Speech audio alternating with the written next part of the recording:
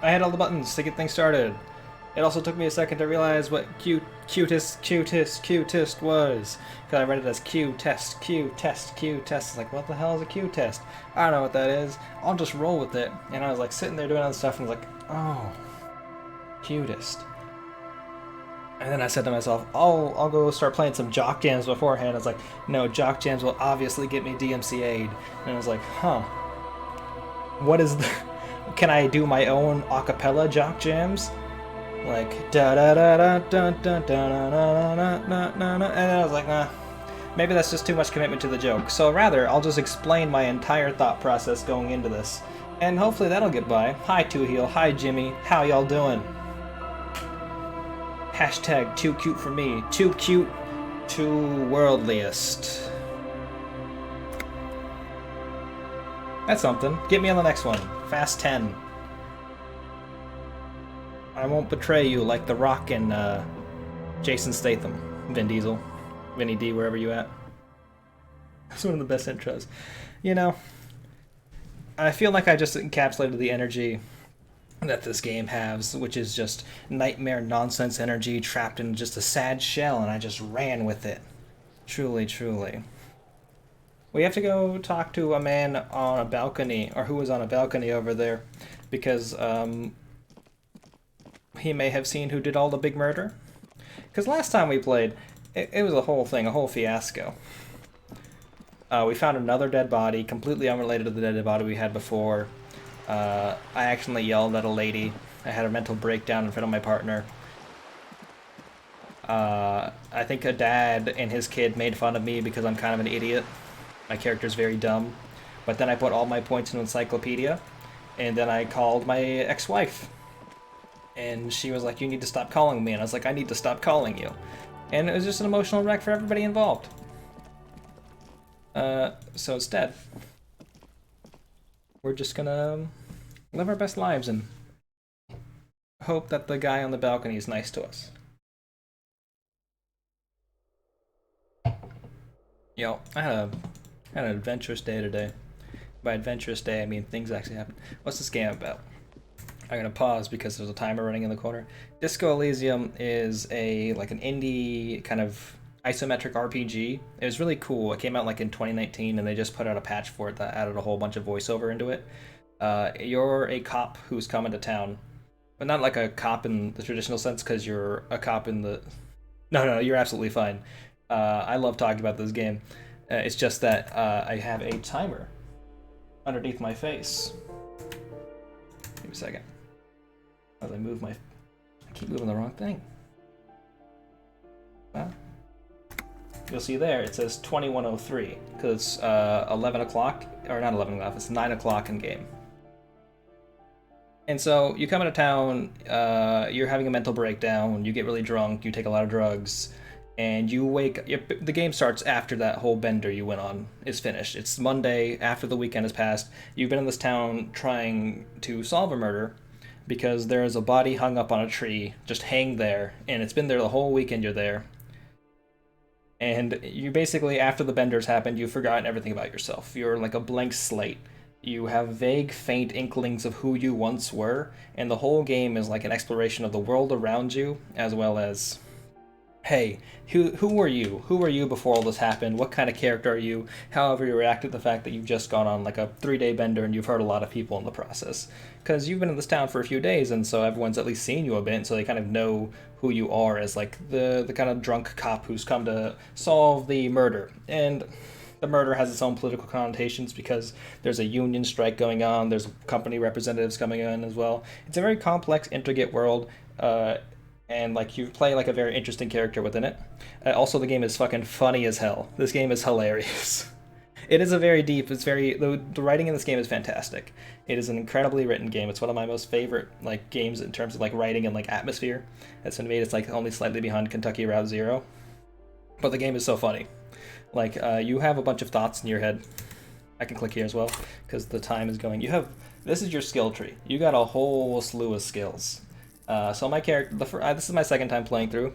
because I played through once before the VO patch hit, and I picked a very smart character. I picked a very intellectual character. So a lot of my conversations with people are about like kind of the deep history of the world and like kind of making logical assumptions and like conceptualizations and things like that. But this time I'm playing through, I'm a very emotional, empathetic man. So I have like empathy, I have the authority, I have the ability to like kind of understand the people around me so I can kind of feel how they're reacting to situations. And so the way I interact with the world is very different. But you can pretty much choose at least the top three are like viable ways to go through the game. You could probably do the fourth one, Motorix, which is just dexterity and like other like kind of aspects of that, but they give you options and the story kind of plays out to who you are as a character. It's like one of the most reactive and like most like flexible games in terms of storytelling. It's great. It's lovely. I definitely say check it out if you've got the time. It's pretty long though. I did not expect this game to be this long this time because the first time I played through it didn't have the voice acting. So when I was like talking to someone, I would just read through the text, and that takes me like maybe two minutes to go through an entire conversation with someone. But with like the voice acting, is great. It's fantastic. So it takes like maybe 20 minutes to get to a conversation now. It's kind of badass. No, this game is incredible. I wouldn't say it's too smart for anyone. Because I feel if something like comes off as too smart as something, it just means it's like not written well. Like having ideas that are that's a whole other fiasco. But yeah, 100%. Also, I was lurking in your Age of Empires stream a little bit ago, Jimmy. At least earlier in the day. I don't know if you streamed past that. I had a whole bunch to do. Like, have you met me though? I have. I'm saying, I know you. I feel you. I was talking to Tiny Blue a little bit before. Like I told Tiny Blue, hey, I don't know if you would enjoy playing this game, but I think you would enjoy watching me play this game. Hi, Mistrich, how you doing? How was Bayonetta? How was the rest of Bayonetta? I think I was there. Yeah. I was talking to Tiny Blue, and I know Tiny Blue doesn't like games with like a whole bunch of text and like reading in them. I was like, hey, I think you definitely like watching me play this game. Interesting. Fun. Bayonetta is one of those games I'm definitely going to get around to at some point. Did you hear me raging because I got called a tryhard? I missed that part, but hey. Jean Marie, you found me. The young man on the balcony gives you a bright smile before taking another drag from his cigarette. Thanks for looking. Hey, you do a good stream. I'd love to hop by. It feels like a Friday.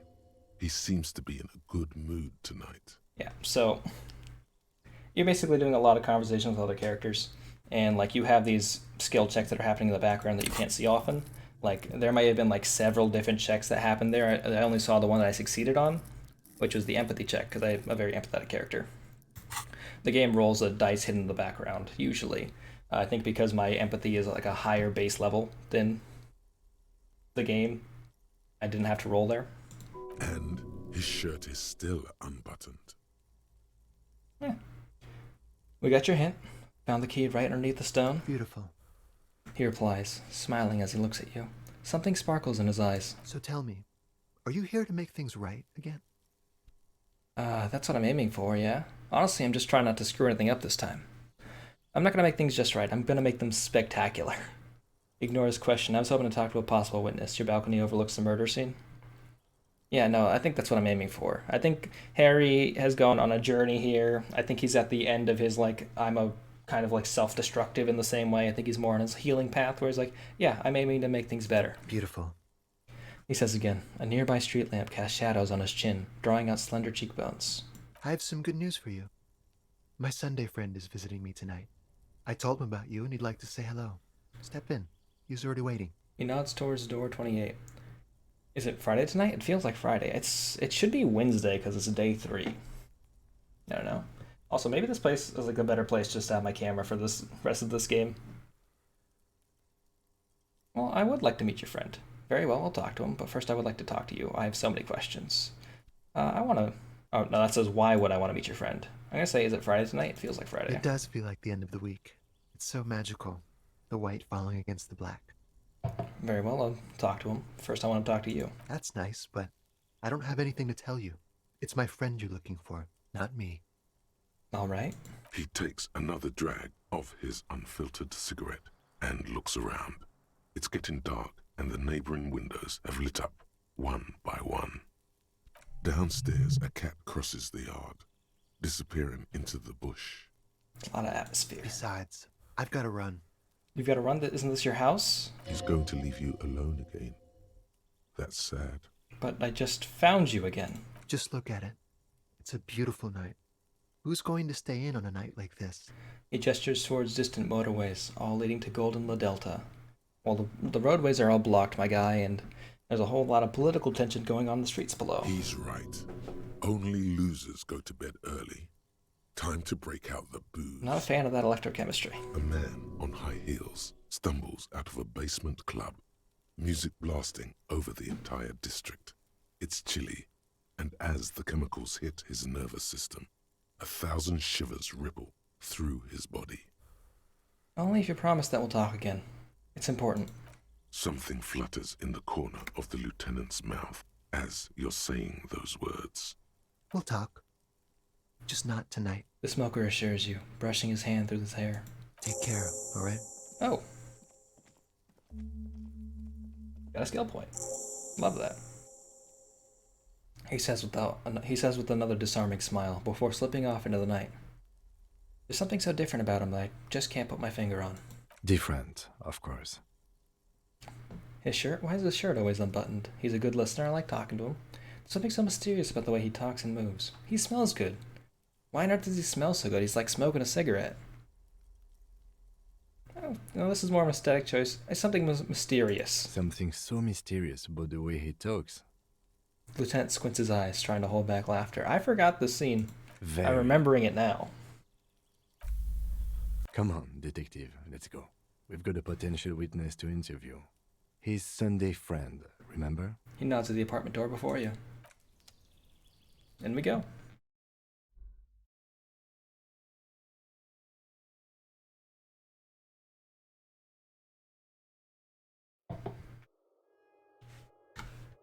Can't just rob this man just yet. Quarterly Business Magazine. Empty ashtray. I think I just realized that these checks, like these circles here, are green because they have like yellow circles which are like indicate like the yellow skill stat, but there's no green skill stat. And you've seen like colors for these other ones like pop up throughout the game, but I guess green is just always there. Dates for open lectures at a local university. Flyers for underground parties. None of this is weird. Exquisite canopy bed made out of metal. Samaran conical hat. Alright. An old photo of the same apartment, dated year 01. Expensive men perfume lingers in the air. Buckets of paint on a layer of old newspapers. Party Dragon's silk robe. Alright. Officers of the Revachol Citizens Militia. The man in a business casual removes his cufflinks. You shouldn't be seeing him in an intimate setting. For some reason, you feel this man is your superior. Superior, but he's not in the command chain. My name is Charles Vildrouin, and I am an official with the coalition government. I work for the Institute of Price Stabilité on assignment from Sur la Clé. As you do. We also work for the coalition government because we are members of the RCM, which is the Revachol Citizens Militia. So we're like a volunteer militia force. It's an interesting variation on kind of how they do their law enforcement. I heard you talking to my friend outside. Very good. Super. I am here to assist you in any way possible. Ask me about the hanging. First point to the bed. Before we go on, I absolutely have to inquire about this wonderful canopy. Show him the silk robe. Before we get to that, tell me where you got this beautiful silk robe from.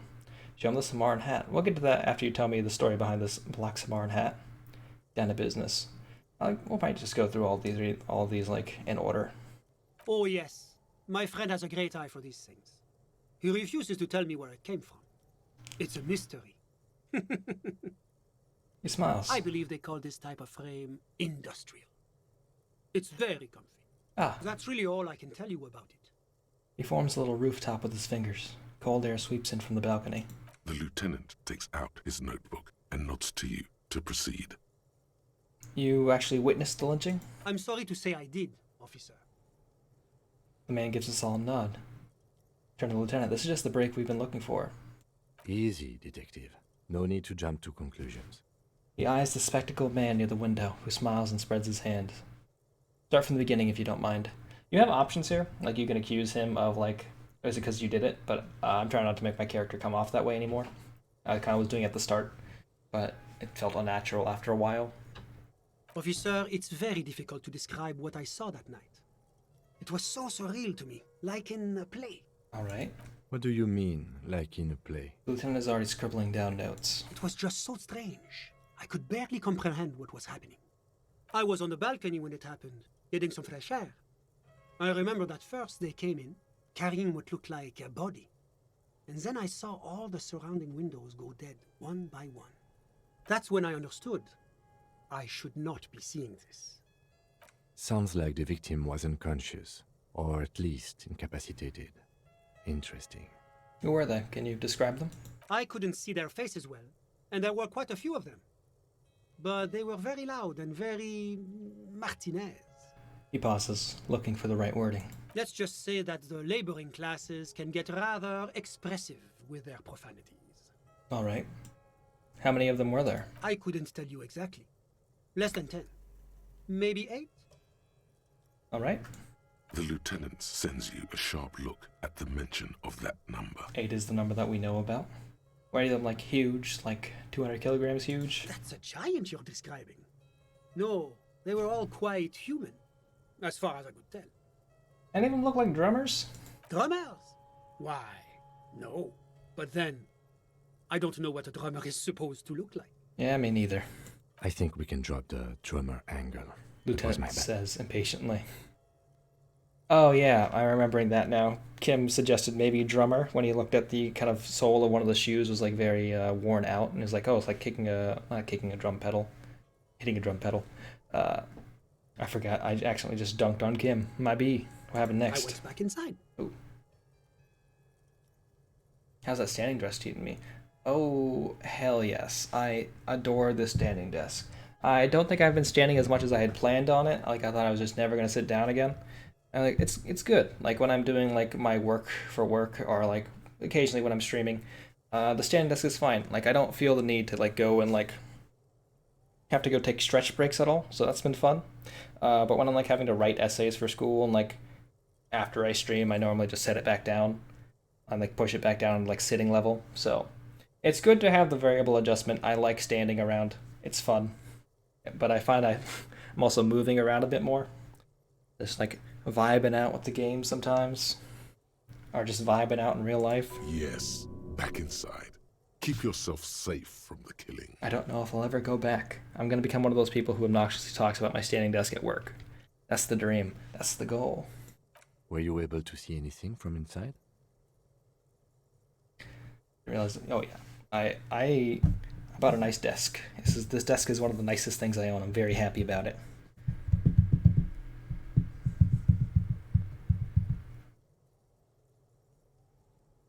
Vibe sitting down. Definitely be vibing while gaming. True.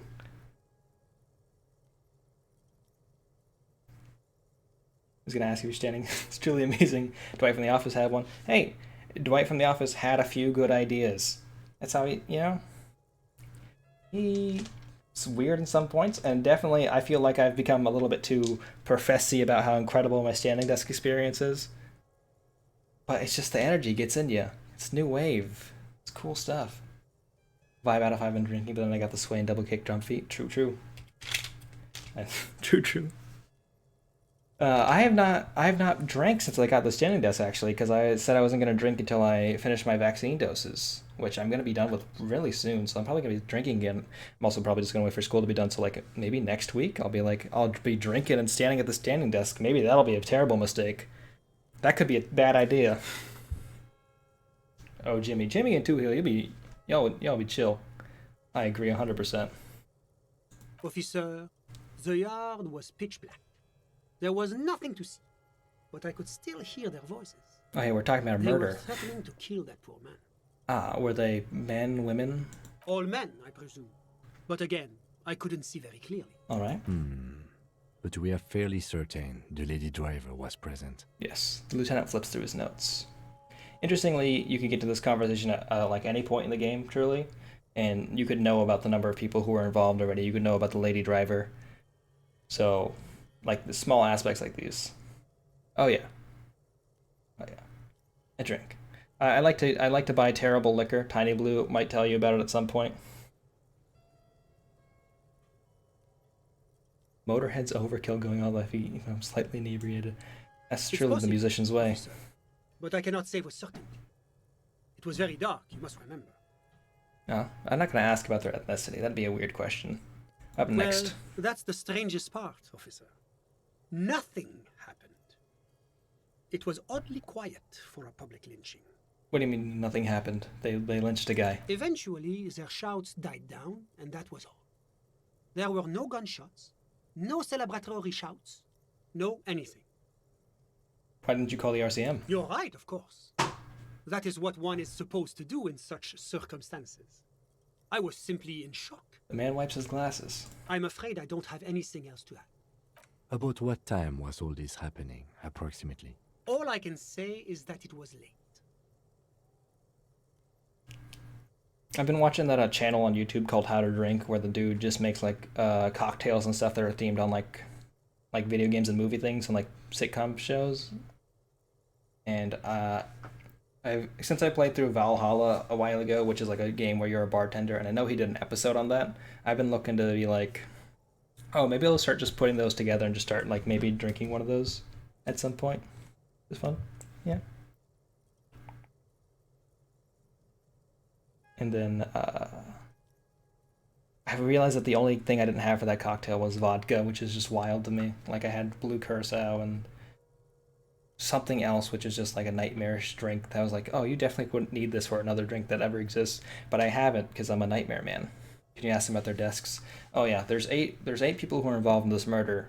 So there must be 8 desks involved, and those desks will tell me so much about their characters. Standing desks, they didn't do it. Everyone I know with a standing desk has a standing good conscience. So let me get this straight. You didn't actually witness the hanging itself, did you? No, I didn't see the corpse until the following day. All right. It seems this wasn't the break you were hoping for. Yeah. I guess, Kim. I think we have everything we need. Thank you for talking to us, Mr. Villedroit. Lieutenant says, closing his notebook. Of course, anything I can do to assist the RCM. All right. What's an official like you doing in Martinez anyway? The coalition is only looking out for the price stability. Inflation is a killer, like a heart disease blocking the normal circulation of the economy. He raises It his was index before. finger. Taking shots at the sitting deskers in the world. Hey, what are they gonna do? Stand up to me? Didn't think so. The economy impacts the entire international community, which is why it requires international oversight. Okay, but what are you doing here in this apartment? Well, I'm renovating it. It is an interesting project. The building used to be a 12-story skyscraper before the cannons took the top 4 stories off. This, of course, happened when the coalition forces landed here. 10 out of 10 joke, thank you. Thank you. I did the bow wrong. Bow's like this. You can't see my hand movements, but I'll let you know that they were wrong at the start. You could say I'm undoing some of the material damage the international community caused when we arrived here. He smiles. So, you're some kind of bureaucrat? Yes, as I said before, I am a commissioner from Sur-la-Clé working for the Institute of Price Stability. He glances This at is his one watch. of the main projects of the Moral Inter. Wait, I have unlimited channel points. I can just applause for every great joke I do. This is great. I can't abuse that power. It'd be too much. Wait, there isn't actually an Institute of Price Stability, is there? Or maybe there is. God, it's impossible to understand whether someone from the moral intern is joking or not. Lovely. I picked up a skill yesterday, which is like you get $2 and 10 XP points every time you like make an encyclopedia check successfully. But my character is not very smart, So I invested a lot of resources into getting my character just a few points, and I'm hoping to get it all back at some point, because I'm at 35% of the way back, because I've gotten 7 of these checks already, and I spent 2 levels on it. So here's hoping that I made a good investment. What is this international community? La communauté internationale is what Revacholians colloquially call the coalition. In other words, the nations that stopped the disaster of the revolution. This game seems like it's crazy involved. It is incredibly thorough. I have played through the game once before. I saw maybe 10% of what was like kind of within, like I played the game, I got a full experience out of it, but there's just so many other like little things throughout the game that you can kind of miss or you just don't engage with at all because of the character you've built. It's intense. It's an incredible game that like it's very narrative and story focused, but it has like a way to encourage replayability by just becoming a different person. What is the price stability? It is the most important thing. That doesn't tell me anything. It's the central goal of any sound monetary policy. Oh. Maintaining the price stability is essential to maintaining high levels of economic activity, which is essential for maintaining high levels of employment. Notably, my character is a die-hard communist because I made him that way. So we'll see how that goes. Which is essential for maintaining the social stability. Basically, it makes sure the price of bread doesn't change. Précisément. Too much inflation, bread becomes too expensive. Too much deflation, it becomes too cheap for bakers to produce. Oh. That's why the Institute of Price Stability works to keep inflation just below 2%. Below 2% of what? But not too far below. No. Oh. Too below is also bad. Below, but close to 2%. You're not really answering my questions here. The coalition believes in the importance of informing the public about the benefits of the price stability. Transparency is one of our principles. Would you like an informational pamphlet? I would normally say no because I don't like clutter, but I'll say yes because I want to get this encyclopedia checks. A sound monetary policy is essential for addressing uncertainty. Stability is the raison d'être of the moral intern. It's the reason why I identify as a moralist. Oh. But I don't have my leaflets on me today. That's too bad. You can always call our information line. Making information available is part of the moral intern's commitment to transparency. He pats his pockets. I've heard about the moral intern before, but I want to know more. It's the International Organization for Moralists. Hence, Moralist International. The Institute of Price Stability is just one of its many mind babies, as is the coalition. Mind babies. Turn to Kim, so when I said I was a lackey of capital, what I should have said is that I'm a moral intern bitch. Oh. Turn to Kim. So we're actually working for the moral intern? That doesn't seem too bad. I guess I'll go with the second one. But I don't think I would say I'm a lackey of capital necessarily. There are more nefarious powers to work for than the moral intern. He nods. Turn back to Sunday Friend. Are you a moralist? But of course. I think the Sunday Friend is maybe one of my favorite portraits in the game just because of the simple use of the 2 colors here. Like, you just got the little stroke over here of orange, but it's pretty much just blues and whites to just kind of define his shirt through, like, I guess it's not necessarily a negative space, but it kind of feels like negative space because this is definitely, like, painted white. You can definitely tell if, like, maybe you can't tell from the stream. I have no idea how high quality the stream resolution is. But it's there. It's good. I think his face is maybe a little bit too detailed. I don't think it's like the best portrait I've seen. The portrait of the dead guy over on the harbor was very intense in a good way. But this guy's looking good too. Am I a moralist? Well, do you value freedom?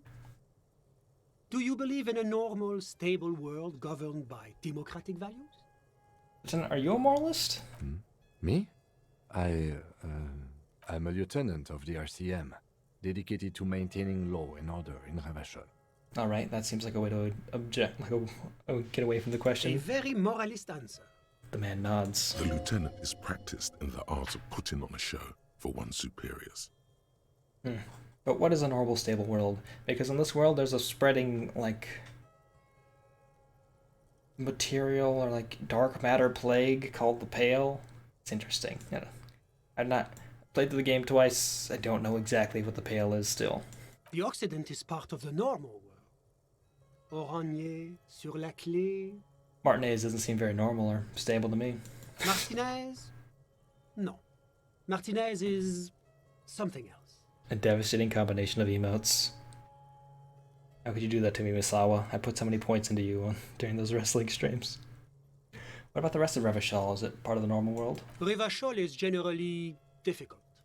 It's led by an interim government, which means it hasn't yet achieved full democracy. Full democracy. That seems like something. It seems like a way of like alluding to something, being like, "Oh, hey, we're going there to spread democracy and not just like destroy an existing society." But they are working towards it. You're all doing very well here, relatively speaking. He gives you an approving nod. I don't think I'm a moralist. Moralism sounds incredibly boring. I want more action.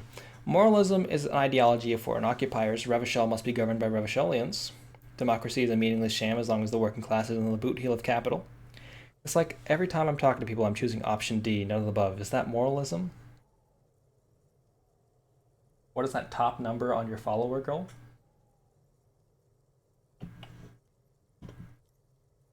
Do you mean the goal I have, or do you mean like the number I've gotten? Because I've gotten 15 followers instead of the goal, and the goal is still 16,000,001 followers because I shoot for the stars. I see. Hi, Tiny Blue. How you doing? Getting close then? Yeah, absolutely. The goal I just wanted to have it be like programmatically set to just always be Ninja's followers plus one. So just the goal is just to be one more follower than Ninja. The dream, truly. Got this. I believe in myself.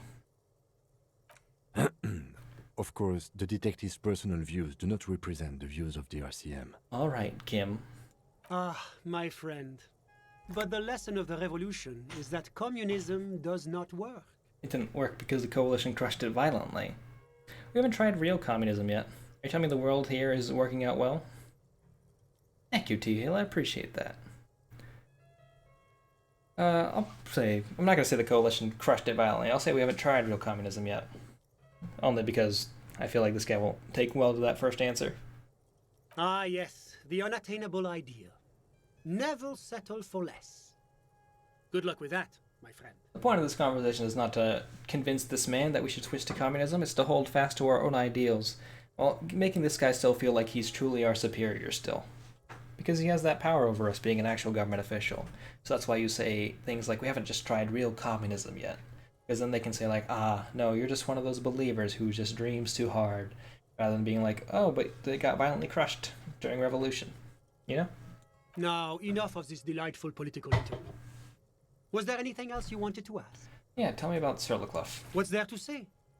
Sur-la-Clé is a modern, urbanized country that measures very high on the Human Development and Freedom Index. Mostly, though, it's known as the executive heart of EPIS. 26.5k points. Can't really close to that 2 million learn with kickflip redemption. Honestly, terrifyingly close. You're like 1% of the way there. Right? Maybe I'm bad with percentages. No, you're not 1% of the way. Yeah. You just spend them all on BuzzFeed quizzes. Those are fun. We can do them together. Moreover, it is a great sponsor of less emerged countries. The power of government official until the guillotines roll out. I like that attitude too, Hill. Progress it supports and cherishes. Hero forever you make him learn to kickflip. Truly the scariest thing on that list. What makes Revachol Surlicliffe's darling? Because a great percentage of Revachol's culture hails from Sur-la-Clé. Its language, its people, its cuisine even. Or at least in the downtown La Delta area. La Delta. La Delta. Something about the phrase La Delta reminds me of something in real life that I don't trust, and I can't tell what it Generally, is. other parts of the international zone have been mercifully spared of Sur-la-Clé's love for meatballs and mashed potatoes. Oh, lovely. Tell me about Aranya. Oranje is an exemplary Oranje. nation who, as a core member of EPIS, contributes 28% of our annual budget. Next to Sur-la-Clé, Oranje is probably the most prominent member of the international community. Okay, which one of them has more EPIS? As founding members, they are both very EPIS. Oh. Oranje carries a lot of political weight, while Sur-la-Clé takes care of the business side of things. Sur-la-Clé hosts the headquarters of the major EPIS institutions. All right, but outside of EPAS, what is Aranya? Oranye's economy is one of the most advanced in the world. It has successfully transitioned from heavy industry to advanced services and generally acts as an engine for sustainable change in the international community. So let's say hypothetically, if I saved up 7 million and selected kickflip and run for office, would your campaigns be centered around kickflipping? My first campaign ad will be me kickflipping over my opponent's name, and then I do a kickflip over it, and I'm like, oh, whoops, I didn't think I could do a kickflip correctly, and then I walk back over to their name and I step on it. I don't know. I guess I'll do the audio for stepping on it because I just did it in first place. Yeah, there we go. And my first policy is going to be more skate parks, even if I'm running for school board.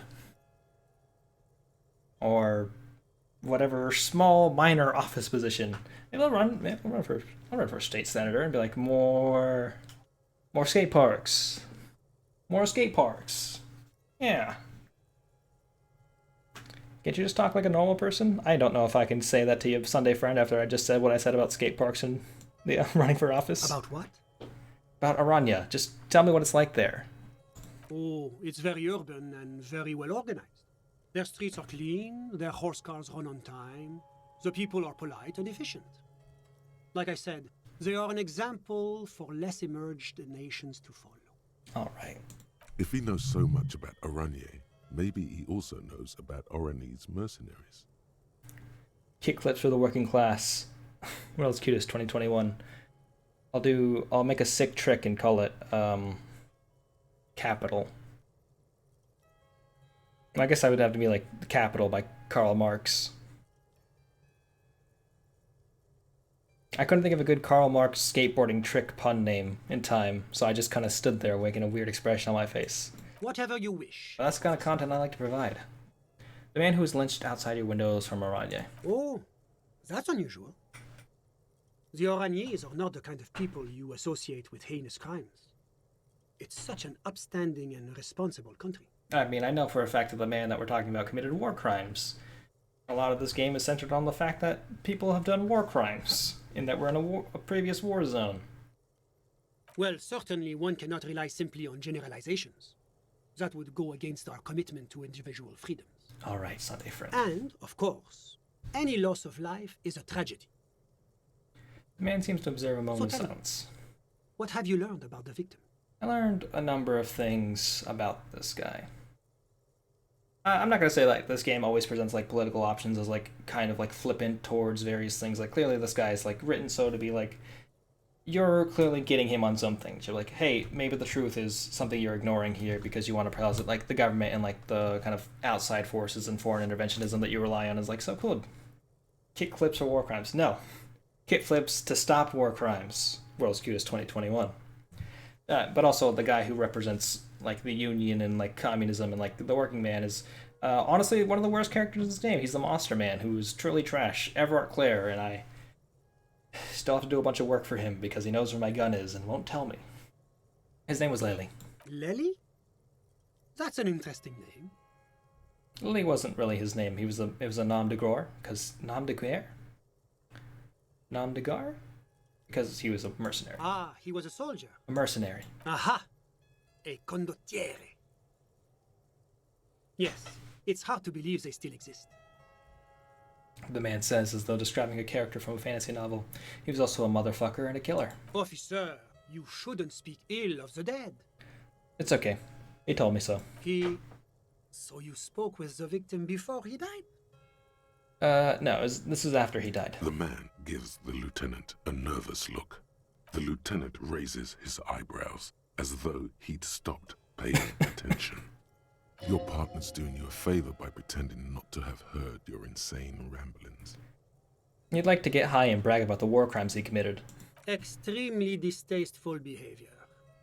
I cannot condone either drug use or needless boasting. The drug use and needless boasting, but you're definitely fine with condoning the war crimes. Suffice it to say, that is not how we do things in Surlaki. We smoke our drugs in private and we don't brag about it at all. That's because they're all a bunch of squares who like to sit around with their fingers up each other's assholes. He's a poor kid from the Oranese government, put him in the military academy. It's the responsibility of any good welfare state to take care of its most unfortunate citizen. The man nods. They turned him into a psychopathic killing machine. They gave him a successful career. The man holds up a finger as though he's made up a brilliant point. Yes, killing was his business, and business was good. Did he love it before they made him do it again and again and again? What else has your investigation uncovered? A number of things. After he was discharged from the military, he joined a mercenary outfit named Krenel. That is extremely unfortunate. Yes, it's regrettable that this practice has a history in certain Occidental nations, even highly advanced members of EPIS. To be honest with you too, Heel, 90% of this game could have been avoided if they had only smoked a joint and not also done all the speed and amphetamine and like all the other hard drugs they decided to mix together with those joints. And that's not even a joke. But rest assured, the Oranese government has committed to producing a timetable that would lay out a path to transition to a professional army. Soon, there'll be no need for mercenaries like this poor man. What kind of timetable are we talking about here? Because you've just made some very big statements here. Oh, it's hard to put an exact date on it. I believe the proposal for the timetable is due to be completed around 60 or 61. I believe we're in the year 51 right now. I think we're before 53. Oh, that's like a decade from now. See? That's the kind of progress that the moral intern makes possible. Makes perfect sense. Don't want to cross the streams. Truly, truly. The whole fiasco comes by from the stream crossing. Even what our necktie, who talks to us sometimes, tells us to do. As a Murky killed a lot of people in the Seminese Islands for the sake of Oranye's pharmaceutical industry. Oh, great shame, yes. Colonialism is a dark specter in Oranye's past. The man shakes his head solemnly. Who's talking about the past? It's still going on right now. Which is why the work of the moral intern is so critical. It is our great bulwark against another century of bloodshed. Lovely.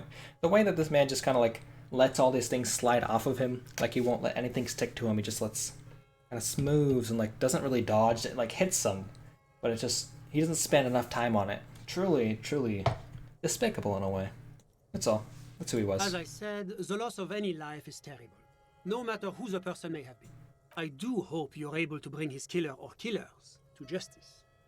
We must show that the rule of law still applies, even in Rivachol.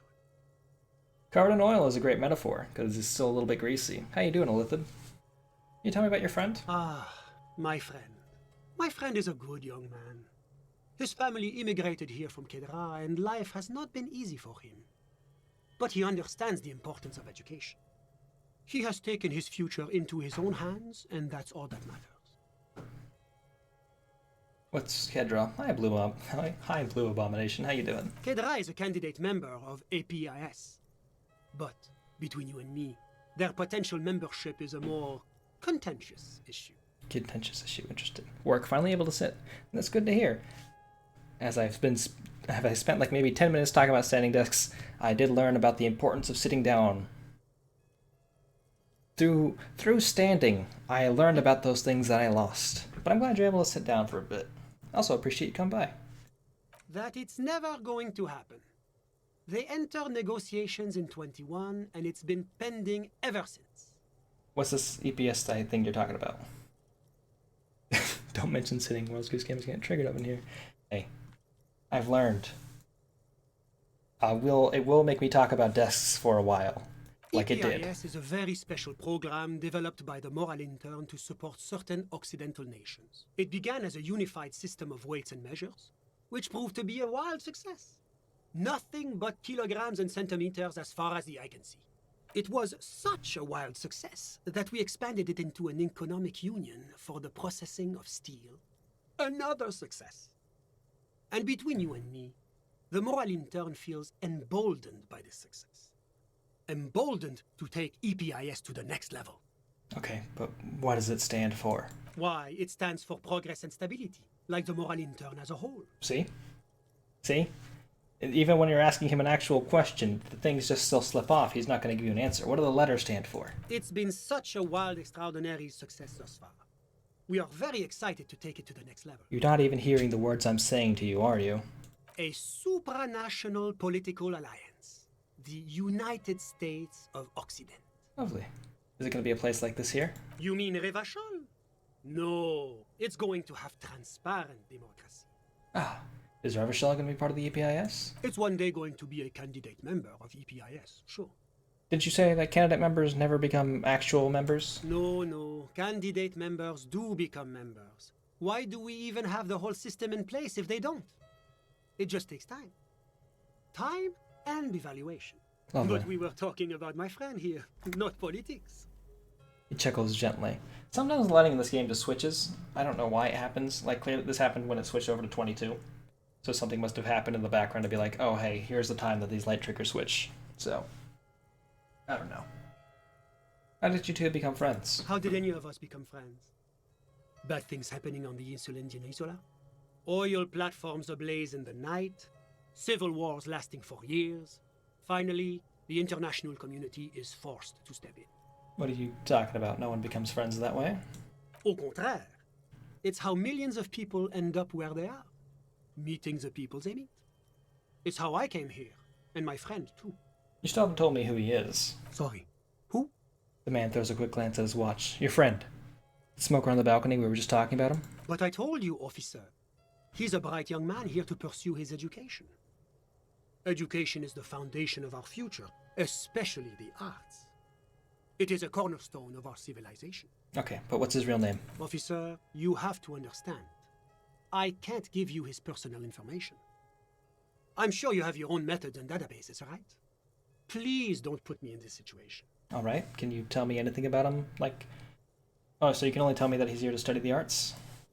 He's deeply enmeshed in the study of the fine arts, yes. Which arts? He's a truly free spirit. He likes all the arts. Oh, all the arts. Perhaps graphic design, printmaking, who knows? The world is open wide for a talented youth like him. Alright, then what are you doing in his apartment by yourself? I'm just enjoying the view. The man smiles, nodding to the window. What view? It's dark outside. It's 10 o'clock. Listen. He says, raising his hand. The baby is crying in the neighboring apartment. Someone's baby is crying. No, listen. He says again, looking outside. The Insulindian Bay. What about it? This place used to be a luxury accommodation before the revolution. Apartments, of course, were much bigger then. A few walls have been added here and there, leaving some of the tenants without a private bathroom or a kitchen. Tragic. But the million real view stays. You can't take that away. He knocks on the balcony door, his face mirrored in the darkened glass.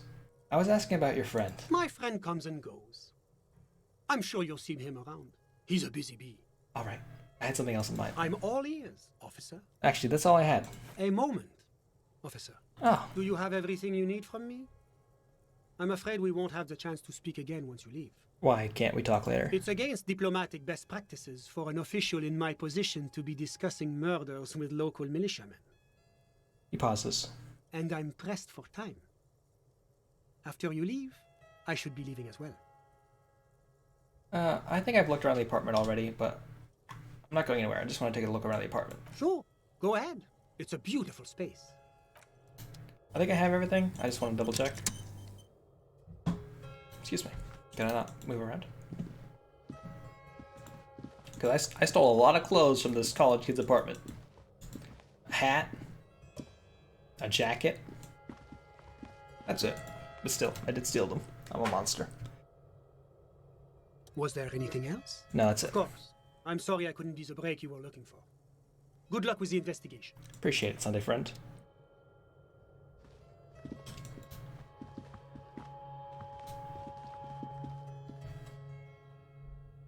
I swear I had something else I wanted to do, but I don't know what it was.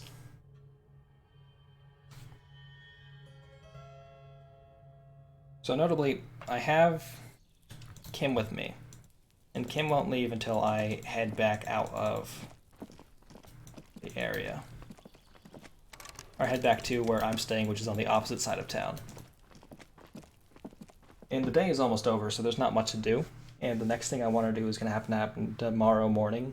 I want to call the library department, and not library department, the library, and figure out who the man whose card I have from the dead body, who he is.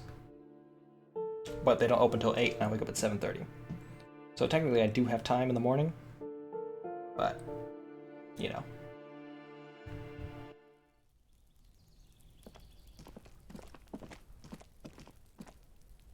Two Heal, thank you so much for the subscription. Why is my Streamlabs not going? Weird. The chat's up. Huh. Thank you so much for the subscription. I really appreciate it. It would have been like, save you, and then Majima would be up here walking slowly towards the camera after having punched the door open. Just some good old Yakuza stuff. Also, enjoy my face. It's a good face. I like it. I also have to go talk to the bookstore owner and tell her about the,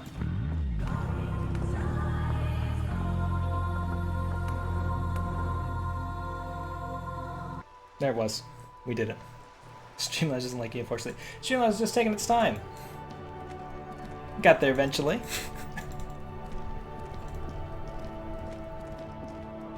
Pretty much you got 2 of them. Because you got the great acapella version that I did myself. Where am I going? I want to check my journal to see if there are checks I have to get done. Gaston Martin, Punch Clock, Payphone, Challenging. So I have all these that are off. I don't know what the difference between like white and like black is here, because I have not successfully done these. These are all ones that I still have to complete. They're all like legendary, heroics, challenging, but I'm pretty sure I've tried all of these before, so I don't need to, because if you fail a check in the game, you can put a point into the skill associated with that and you can try it again. That's kind of like one of the cruxes of the game. Like, you fail at something and you can try it again after like improving your chances of being able to do it. But I don't think it came up again. What was I saying? Did I completely lose my track of what I was talking about there? Okay, Kim, I'm headed to bed. It's getting late and it's snowing. Time to call it a day. Oh, you know what I could do? Not tonight. I'll do that later. It's getting I can late go sing and karaoke. It's snowing. Time to call it a day. But I might do that later. Because it's a high drama check, but I do have drama gear. I watched Fart Knock Life do a little bit of it earlier today, and he did something that I can't do just yet. That would give me a really good chance of being able to do that, but I don't know when. I'll send him. Good night, officer. We'll meet in front of the shack in the morning. Yes, enter the shack.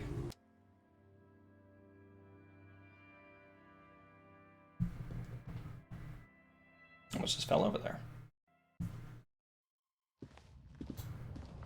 Let's look in the mirror. An old mirror hangs on the wall. You see the reflection of your face in it, adorned with the expression. I've not had this check before. This is interesting. Dig deep into your mind to locate the source of the expression. Because all the points I put in the encyclopedia, it's gotten easier. Like the rest of you, it comes from a bad place, somewhere in the past. That's all you know for Alright, now. let the mirror be for now. About the shaving cream. On the table, you see a bowl of... Can't engage with that just yet. Can I do the other thing down here? I don't An think old mirror hangs on... I'm gonna pick up a thing of dice tomorrow. Not tomorrow, not like in-game, not in real life. And those will be able to reset all the checks I've done once. Run down. And now our mind is gonna talk to us. Across the room, the heating system hums its soft lullaby. The mattress feels soft and sheets warm. It only takes you moments for the world to fall away. Thoughts, baby. That's a weird sound. A million little lights in the dark. You're one fine instrument. brother. All those faces and all those names. All that laughter and screaming and scheming around. Every corner and every street. Recorded in you forever on Faraday. Need some IRL fuzzy dice for that tricked out desk, though. Truly. Gonna get some fuzzy dice on one corner and get one of those little tree things. The car sense is what I always call them. I think they have an actual name. I found out recently that you're supposed to just take those and like use a little plastic package and like peek them out a little bit. Like, you're not supposed to just rip them out the whole thing and just hang it around your windshield. It's supposed to be a slow process. I never knew that, but it makes so much sense now. Spinning in eternity. Spinning on empty. Spinning, spinning. Tell me I'm dreaming. On and on it goes, for untold hours. At the disco where you first asked her to dance. Rising, rising, above the dark curvature, the great wingspan of sleep, studded with stars. Ancient reptilian Brian is a menace. He's a terrifying man, like some sort of monster from a small indie horror game. Scary guy. Truly, though, I'd appreciate him more than the ancient reptilian brain, who's just mad at me all the time. Behold, there are millions of them down there. The first time, the last time, the smoke in her mouth, the plotted flowers, the faces turning, changing. What is it? It's the world, Harry boy, and you're made of it.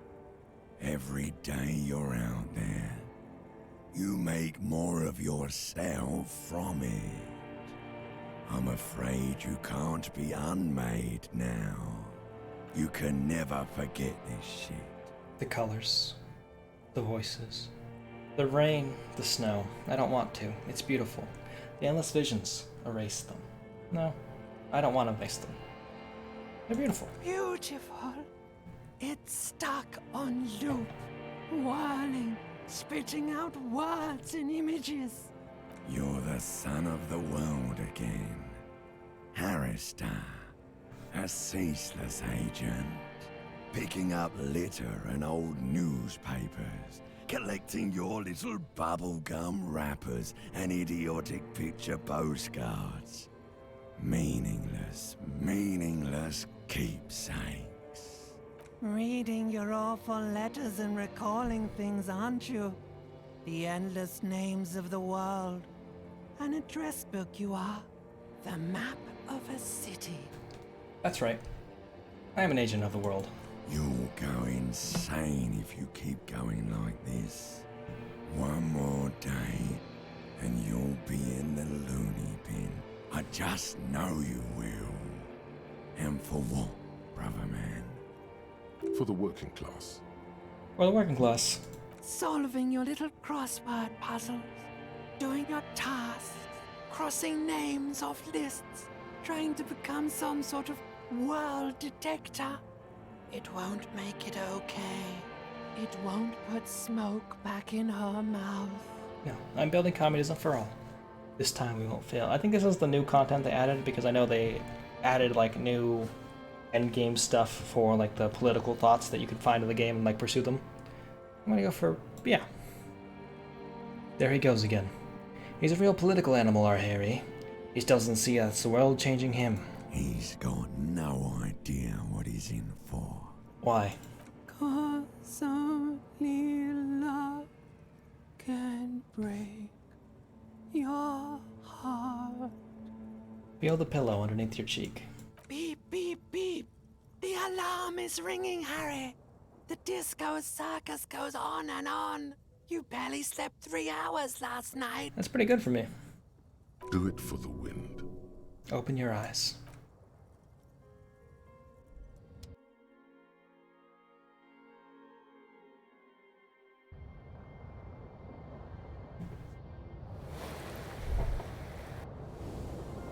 I healed up fully. Rise and shine, comrade. It's time to get to work. What's going on? Despite all the thinking you've been doing, only 0.0001% of communism has been built. It's too great a task to undertake alone. You're going to have to get organized. Oh. Have you seen my shit recently? I've really gotten it together. It's good that your personal business is in order, but we're talking about political matters of world historical import here. Yeah? You must seek out your revolutionary brothers and sisters. Find out how much communism they've built.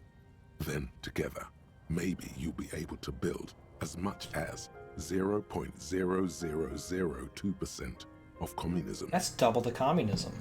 But it won't be easy. Decades of persecution by coalition authorities have driven the remaining communists of Martinaise underground. They live underground. These communists aren't men. They're mole people. I don't know if I want to go searching for more people, but I'm part of the coalition authorities. Have I been persecuting communists this whole time? Will they help me fire up Mazov's socialist sausage grinder? How am I going to find them if they're hiding? Just between us, you may want to lay off this grind up the bourgeoisie stuff. It's a bit off-putting, even to fellow communists. Fine. Okay, what about the mole people? They're not mole people. They're your comrades in the eternal class struggle.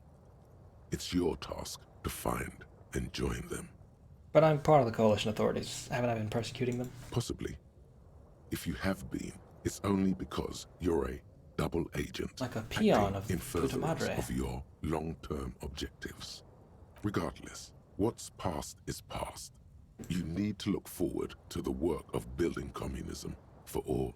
Okay, then how am I going to find Let them? your nose guide you, detective. My nose? Yes, fortunately, communists are known to have a very distinct smell. Lovely. We really have no idea what they're talking about. There's no linkage between ideology and olfaction. Okay, what does communism smell like? Failure. Oh. There's so much failure in my life already. Can I take any more? That's why you're perfect for the job. No one's got a better nose for failure than you, Harry. Alright, you didn't have to phrase it like that. What you're smelling is your own body odor, of course.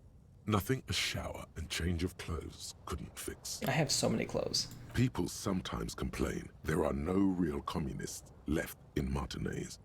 But you can smell their presence. They're out there, waiting for you to join them. Is that a compliment? Yeah. I think rhetoric's really, it's persuasive. I'll give that to you, rhetoric. You're good at your job, you're good at your name. But come on. Incidentally, during the waning days of the anti-centennial revolution, a number of Revacholian communards constructed elaborate hideouts in abandoned root cellars, hollowed out tree trunks, and even residential sewage tanks. This latter phenomenon gave rise to the early anti-communist slogan, "The future's bright when you flush out the white." Alright. I'm ready. Let's go get organized. First, you'll have to locate the remaining communists in Martinaise. When you get near to someone with revolutionary potential, your nose will give you the signal to establish contact. I'm sure that'll play out really fun. Again, no, it won't. Any olfactory response you perceive will be strictly psychosomatic. Lovely. You should begin by interrogating those lawless malcontents at the Dock Workers Union. They're an obvious place to start. Hang on. What will I do once I establish contact with my fellow communists? You'll discuss the monumental world historical task that lies before you. You'll engage in rigorous and spirited debates about Mazovian theory and practice. But mostly, you'll probably complain about other communists. Isn't that last part a little bit counterproductive? Not at all. Complaining about other communists is one of the most important parts of being a communist. It's good stuff. That's life pro tips. Roll up your sleeves. I took off my jacket, so it's kind of like the same thing. Let's get to it. Here we go. Wake, brave worker. 'Tis no time for bed. Fight till there's no slaves below and no masters overhead. Well, alright.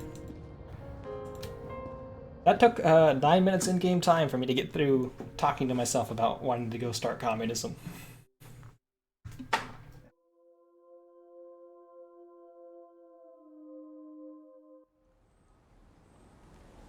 Pro tip, real communists complain about communists. I mean, you're going to find that in any group of people whatsoever. The real ones will always complain about the fake ones, or the other ones. People who claim to be such that way, but you're the real one. You can tell them why they're wrong. That's my professional opinion as a sociologist. Though I am still technically a sociologist in training. But you get the idea. I have a few tasks over here, and then I can go use the phone in the car in order to call the library. Or say call the station, but I actually need to call the library.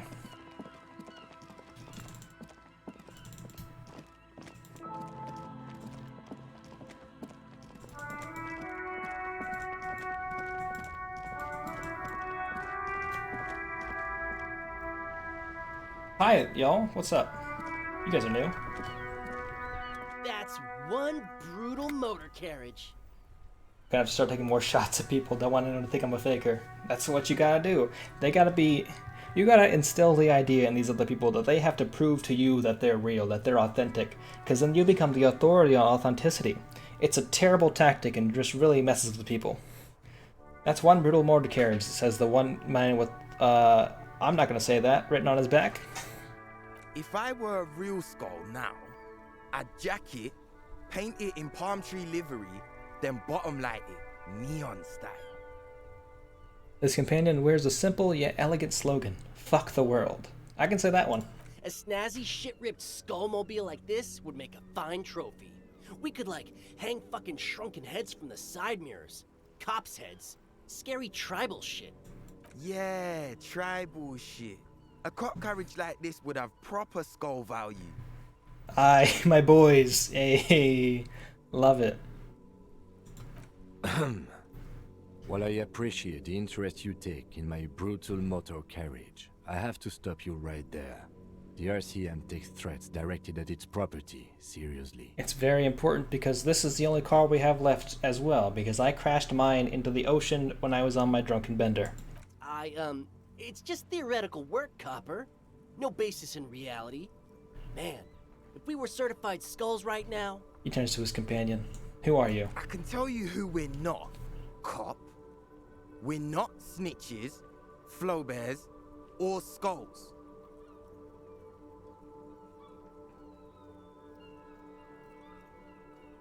What? Alright. I'm not gonna question it. We'll just roll with it. I guess that's one of the interesting things that comes with the new voiceover. Hey, I appreciate not snitching though. Which is not to say that the skulls are bitches and... On the contrary. Okay, it censored that guy. It censored this guy, but this guy said a completely other different word. This guy said something. This guy finished the thing. But this guy's real fun at parties. He's definitely the guy at the party you look at and be like, I guess I'm going to stay on this side of the party and over here. Hopefully he doesn't walk over here and start talking to me. And then he does start talking to you, and he just wants to talk about the first season of Breaking Bad for about an hour. And you're like, gosh, I don't want to walk away from this guy because I don't want to make it awkward, because I don't want to make them seem like, oh, hey, I don't want to talk to you. So you just let him keep talking about Breaking Bad. More and more about Breaking Bad. And you're like, okay, I guess. I don't know how you can talk so much about Breaking Bad. I'm not referring to anything that happened to me in reality. The part of this presentation you want to take home with you, cop man, is we're not part of the skulls yet. Oh wow, showing out your free range of movement with your bougie CNS. Absolutely, 100%. It's called vibing out. Look at me, I'm over here now. It's good stuff. I mean, first part of building communism is you have to destroy every standing desk, because there are signs of elitism and signs of efficiency and labor. No one should ever have to sit down at a desk long enough that'll hurt their backs. That's a part of neoliberalism. Didn't sound like an oddly specific life man at all. Yeah. Who are the skulls? You don't know? No, I don't know. What kind of cop are you? Someone who doesn't know about the skulls. I just said this. I'm so glad you asked. The question was rhetorical. The Skulls are the most vicious gang of the Besmertnay. I've never even heard of the Besmertnay, and I've talked to a couple dozen people about what reality is.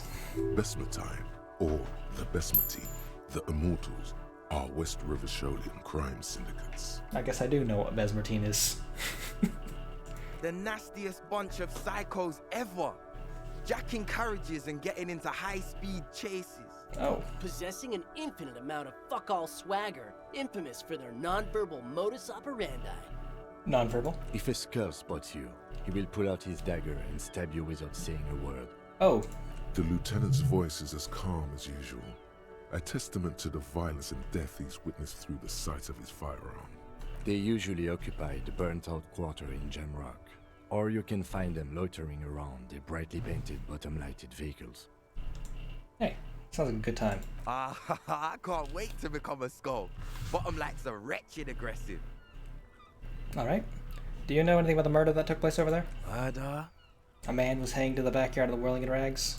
Yeah, sure. We'll gladly tell you everything we know about it. Clears his throat.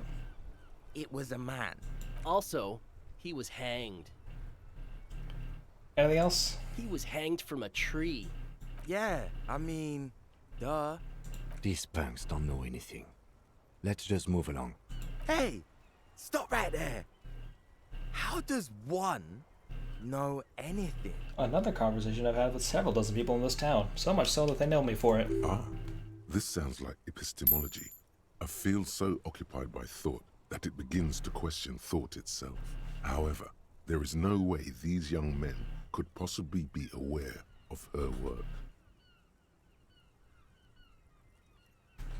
That was interesting. Yeah, I feel like it triggered a line text from another skill thought. Like if I was aware of like a certain thinker's thoughts, like it would have said the extra line there by accident. Huh. I know you that you don't know shit. Exactly.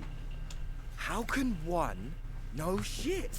For example, how can one be sure that there truly is a body hanging behind a hostel?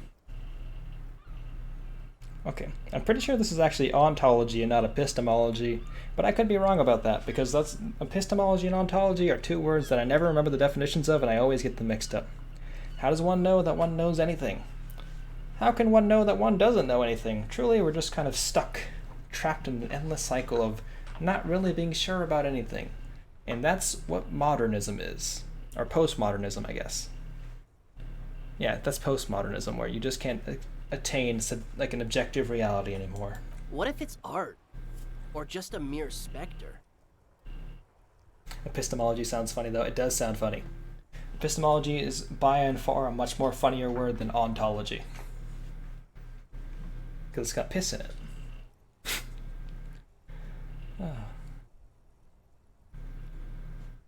That could be a case, yes. A brilliant work of art.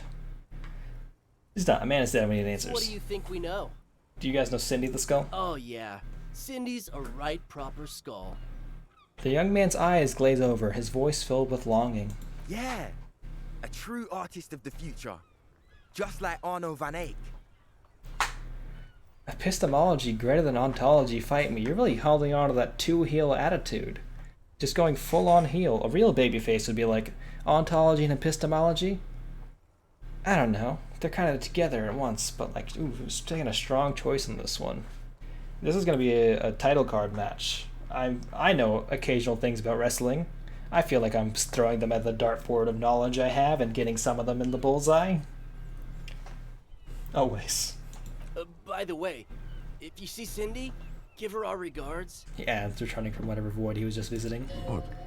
There isn't a hint of hate in them. It's like they're piss and fuck the world out of some kind of moral obligation. Weird. The lieutenant on your left is unusually lenient toward them. I see you kids are into ad hoc dance music, which is a thing that we just recently learned about. Why aren't there more skulls and Martinets? Your rhetoric is confusing. Are you part of the skulls or not? We're not franchise skulls. Well, not yet. Once we get our name out there, we'll have a chance to join them. There you go. You're just like gonna build up the resume. What makes you think the organization would accept you? Because we can be just as psycho and vicious. You'll see. Oh, can-do attitude. Ah, you'll see for sure once we're in. It's the last thing you'll ever see before the void consumes you. Hey, we're on the same page there. You don't feel very scared. Are you implying that I might be in some sort of danger? A young man raises 2 fingers to his temple and an imaginary hammer hits the cartridge. A threat. Good, I like those. Don't fuck with me, boys. I'm one of the bad cops. I just wanted to talk about music, and now there's all this conflict all of a sudden. It's too much. That's right. You should back off and let silence rule supreme. The young man says, looking unsure of himself. What is wrong with you? Now you're just empowering these punks. This is ridiculous. Guys, do you know why the gang is called Skulls? The lieutenant gives you an irritated glance. Yeah. The skull symbolizes the embrace of death and nothingness, present in all of us. The vehicle of our future operations. Death and nothingness. It sounds like you heard someone else tell you this and you're just repeating it verbatim. They're called Skulls because when you are shot dead in the middle of the street, the skull is the only part the stray dogs want to eat. Damn, Kim. Going all in. Just trust me and follow my lead. So, boys, want to feed the dogs? No reply. The blonde rebel scratches his chin, deliberately not focusing his gaze on anything. He looks very uncomfortable.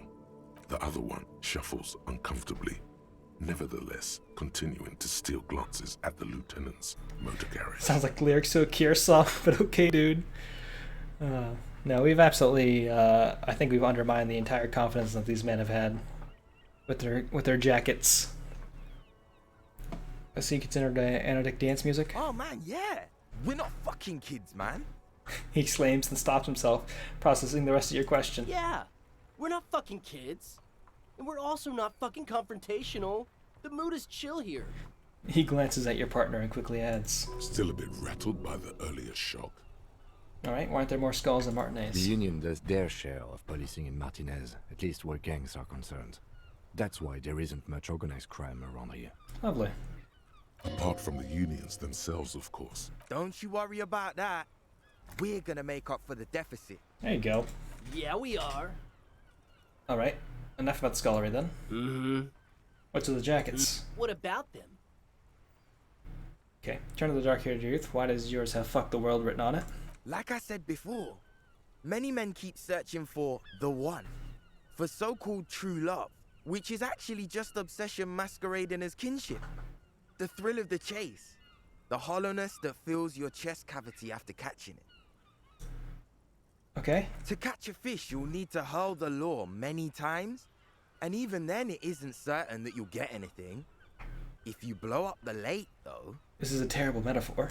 You get more fish in a shorter time. And, for time is of the essence and fleeting ever so quickly, one must think of a way to fuck the whole world and not get caught up in fucking someone. Whoa. Wow, fuck the world. Because when one fucks everything, he fucks nothing. And that, to me, feels glorious. Sticking your dick into the void. It's a good way to end that, at least.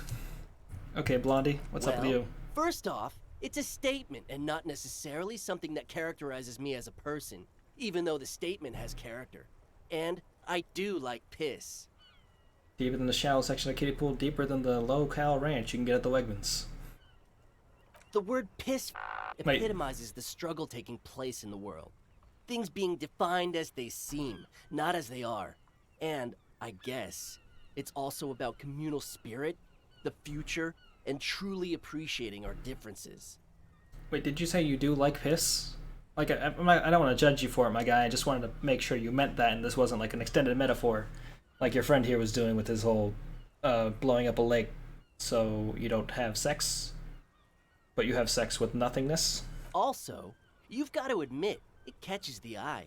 And since the Grand Piper is slowly but steadily moving towards basing the economy on it, attention, it is imperative that the medium itself convey the message. What? What I mean by this is, we are all piss. and that the world is inherently meaningless. It's 2021, bro. Do your thing, yeah. You know, post-COVID, get out there, enjoy life. If that's what you want, yeah, just don't hurt anybody. It seems that the young man has a certain expertise in at least one field, even if it's rather narrow. All right. Is it a coincidence that here we have 2 badass jackets and 2 badass cops? Hey, Kim. Yes? What do you think about their jackets? Leather jackets adorned with immature writing? The ideology they convey helps the boys justify poor choices in life and fashion. I'm not a fan. Lieutenant shrugs. Why are you always so patronizing when cool possibilities cross our path, Kim? What are you implying? The lieutenant looks confused. Which one would you wear, Kim? I'm not sure I understand you, detective.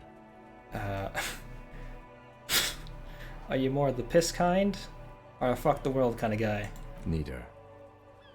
Come on, Kim, it's just a mental exercise. If only to end this discussion.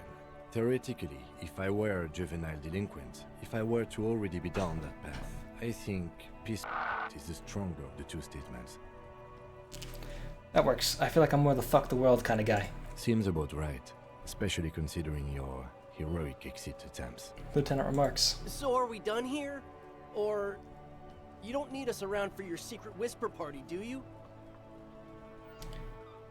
This is a red check, so I can only try it once, and I think I have clothing I can put on to make my half-light better. Well, talking with you has definitely been something.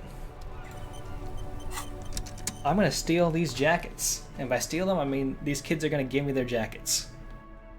Gloves. I think half-light is one of the things I definitely have clothes for. One thing about moving my picture up here is that now you definitely cannot see me looking through my inventory. We'll put ourselves down there. There we go. We have these gloves. Conceptualization, composure, authority, logic, electrochem, drama, perception, logic, savoir-faire, drama. Can't put that on. This is -1 to half-light. Visual calculus, -1 to perception, logic, drama. Okay, so we got the gloves on. We're gonna have like an 80% chance to do this. That ride is fucking lightning. The young man exclaims. Hey, piss. Look who it is. Shrunken cophead material. Ask for the jackets for yourself and the lieutenant. Let's go. No, no, no. Don't ask anything. Be subtle and scary. The boys dream about being skulls. Use that. Wait, how do I do that? Suggest they're massive skulls. Come on. Boys, with those jackets, you're gonna be the Skull Kings in no time. What? No. Skulls don't have kings. I think. And we're not even in yet. He quickly looks around, and he pauses. Yeah, man, keep your voice down. Skulls don't take it lightly when folks pretend to be them. We're not even prospects yet. Raise your voice. Not even prospects, and already aspiring to be kings. Wow, you boys are ambitious. Only prospects and already planning a coup in the skulls. You're destined to go far. The lieutenant's voice rings above the plaza. He gets it. Passive-aggressive flattery. Shut the fuck up. Are you trying to get us killed? The youth presses through his clenched teeth. There's panic in his eyes. Now bring it to the jackets and, yes, start shouting. Yes, we want to be cool killer skulls too, like you guys, but we don't have skull jackets. Please be quiet. What? What do you want? The jackets? Not much is left of the nihilistic rebel at this point. The young man before you is scared out of his mind. You got it. No need for cruelty. Skull King, make shrunken heads out of us. You offer us your jackets like this, it'd be impolite to refuse. Lower your voice. Yeah, give me the jackets. Oh, man. Okay. I get it. Skulls don't really wear slogans anyway. This is stupid. I feel so bad, kind of, but... Okay, we get it. You look like total shit. We look flashy as hell. What about it? That line wasn't in here. Fuck. The other one sighs deeply. Gain 2 jackets and 5 experience. It was The totally worth lieutenant it. watches the boys take their jackets off with mild amusement. Alright. So you said you're more of the other one. Here you go. I'm absolutely okay with not having either one, thank you. Why not? They're a pair. We could really raise hell. Go undercover. Hard. This case doesn't require us to go undercover or raise hell. In fact, I don't think the jackets will be useful at all. I just wanted them to not have them anymore. Aw, Cam, come on. Cold-hearted cop. Well, whatever. I'll take both of them then. Do. I'm fine with that. I don't know, Eric. It's cold out. The dark-haired young man just stands there, defeated. The wind blows. Yeah, let's get out of here. The cops fucked us.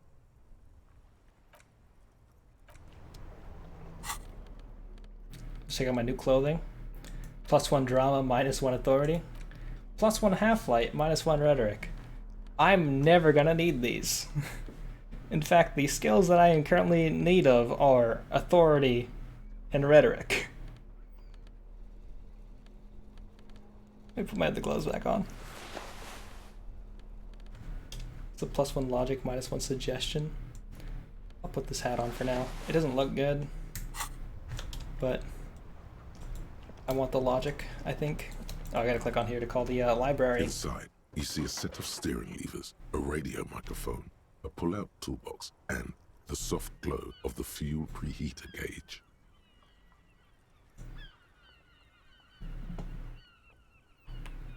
Pull up the radio again. This is Precinct 57. How may I assist you? I need to contact the Jamrock Public I'm afraid Library. they're closed. It says here that the library is 10 open from a.m. I 10 thought it was to 8 6 a.m. Ugh. We should try again during business hours. Anything else, detective? Nothing else right now. Oh, 57. In the cabin, you hit escape like that would get me out of there, but it didn't. So I can go talk to this guy over here. What's it say? Close for winter. Please use main entrance. The kind of fake scab leader. I missed this. there. Do you smell that? Smell what? Can you not detect that inimitable whiff of dissatisfaction and restlessness? That sense that the world is in need of dramatic, even violent reordering? Close your eyes and take a deep breath. Can you smell it now? You inhale. The cilia along your olfactory epithelium tingle with excitement as they sift through the swirling morass of industrial odors. First come the smells of the agitated strikebreakers, layers of body oil and sweat, over-buttered meals pulled from bake-like lunch pails, the biting stench of lye soap.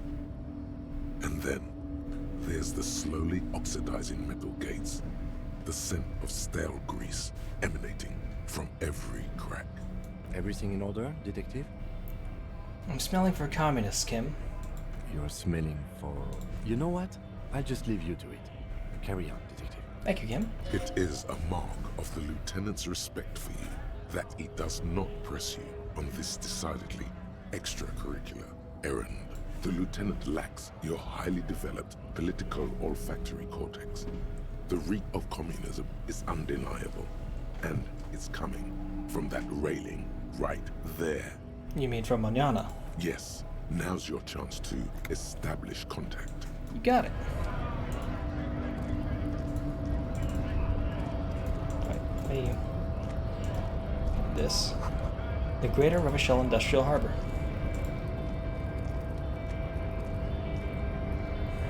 Hola, wandering man. How can I help you? He looks at you with soft and hazy eyes. Attempt to establish contact. Listen, brother. There's something important I need to talk to you about. What's that, boy? He tilts his head slightly. Now's your chance.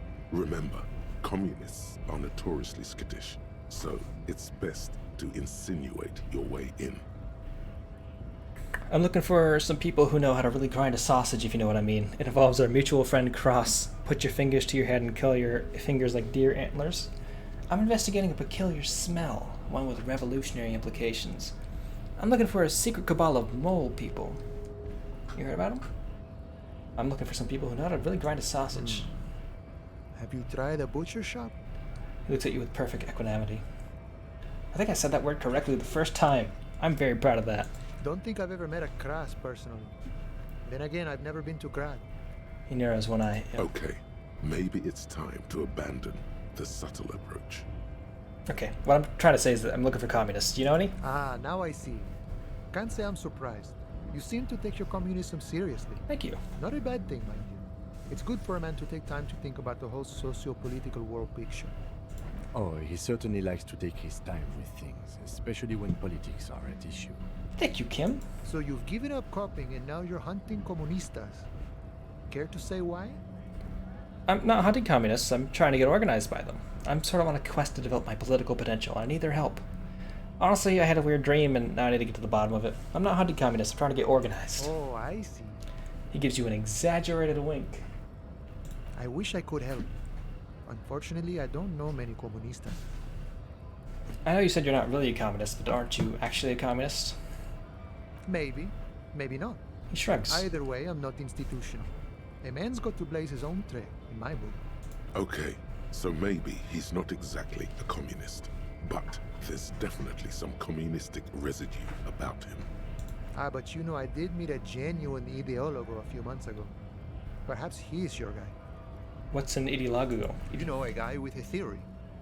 Someone who likes to pit his theory against other theories in deadly theory combat. Oh, an ideologue. How'd you meet him? It was late one night as I was leaving the arbor. He was waiting on the corner in a bright white jacket. Classic Saramirizian style. He asked me for a light. We shared cigarettes. Then he asked me if I ever thought about getting into some of the extra physical branches of communism. Extra physical? See, all this political chit-chat is just an excuse to rip tar with strangers. Let's say we just skip right to the good part then. Hang on, what does that mean, the extra physical branches of communism? No idea. I took it to mean he was asking me to join some sort of underground cell. A very old school organizing technique. The sort of thing comunistas used to do before the revolution. What'd you tell him? The same thing I always tell people who try to press some claim on me. I said, every boyadero rides alone. Yeah, how do I find this guy? Couldn't tell you. Once I declined his offer, we finished our cigarettes and he disappeared back into the night. Just before he melted into the shadows, he turned to me and said, "Remember Dobrava and Abadanais." And then he was gone. Who were Dobrava and Abadanais? I don't know. Guess not everyone remembers. A tight half smile crosses his face. What do you think it means? Been wondering about that myself. Some comunista inside talk with me. Not meant for the wider public. They love that kind of thing. You'd have to ask someone who knows this ideologo personally. I have to say though, it sounds like you found yourselves a proper hunt. The man whispers a jaunty tune. A coastal breeze ruffles his hair. Alright. Auto saving now. Okay. I just didn't catch that first click. I want to save here before I talk to this guy because this guy's a dangerous man to talk to. And I don't know what's going to happen when I do.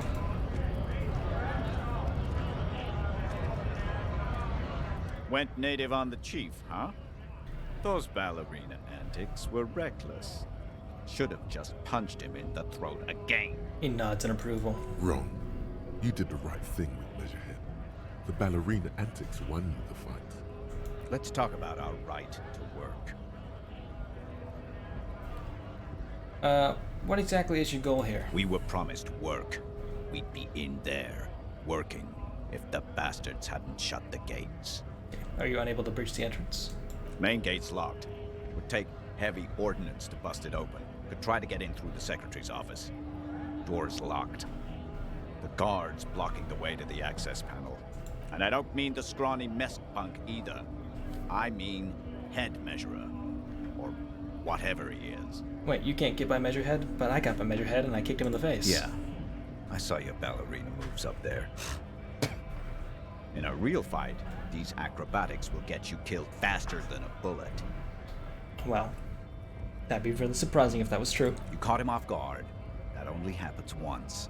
Now he's alert, standing on a narrow bridge, and my men are tired and hungry. Why don't you just talk to them? Like civilized folk, you mean? These native fucks don't understand civilized. The man rubs his chin. It would be better for the neighborhood if you went home, at least for now. if you can't get in anyway. No! They will give up eventually. Or get drunk.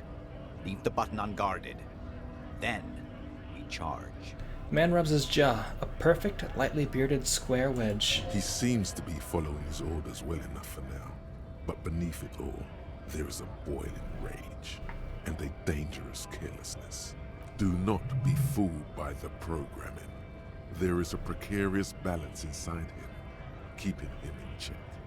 But it's shaky as hell, and he's tired of it all. Are you a mercenary hired by Wild Pines? Hell no. I'm just an honest scab. I won't have talk like that around here. You understand? His neck muscles tense up. The veins on his neck bulge. Is there a tribunal being convened by any chance? Fucking. He breathes out slightly, his giant chest deflating and his mouth slightly open. How about you fuck off now, huh? Okay, of course. Lieutenant says, his voice a soothing calm. He looks at you. There could be weapons aiming at us right now. Somewhere above, in the buildings. The other merc. Don't push this, he's thinking. This is not the time. Get back The off. man's breathing steadies, but his eyes are still narrow. Slowly, he's trying to get his right-to-work dance back on. I'm gonna try this. If it goes super poorly, I might reload, just because. But I don't think it will. So we'll find out. Don't think so. He grunts, barely glancing at it. Suddenly, this feels like a really, really bad idea. Okay, and then Empire. I'll take your word for it. Yeah, let's discuss something else. Actually, I think we should maybe even get going now. Alright. Okay.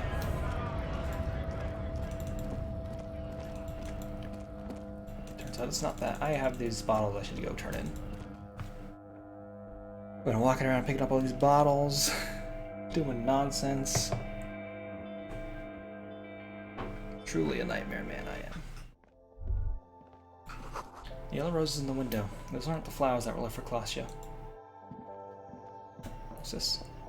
You see several packaged raincoats fill a low shelf beneath a display of croissants and juice bottles. The raincoats are transparent, except for the big Fritta slogan on the back. What's this? What is what? The girl leans over the counter to see what you're It's a referring to. raincoat. If you want to buy one, then it's only... Alright. The tear machine stands in the... Your bottles clunk into the machine, and the money appears with a satisfying jingle. Alright. One thing I want to do is go and make that Titus check. I have points, so I can just start buffing my rhetoric. Anyway. And I could do the reset check with the dice, but I think I'm going to just try and do it this way first. Because then when I do the reset with the dice, I'll just have a higher percentage chance on that last check, if it really comes down to it. Because this is an important check to make. Integral, one might say.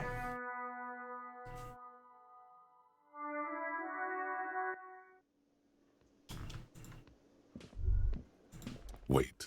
No. Something about this bunch doesn't smell right.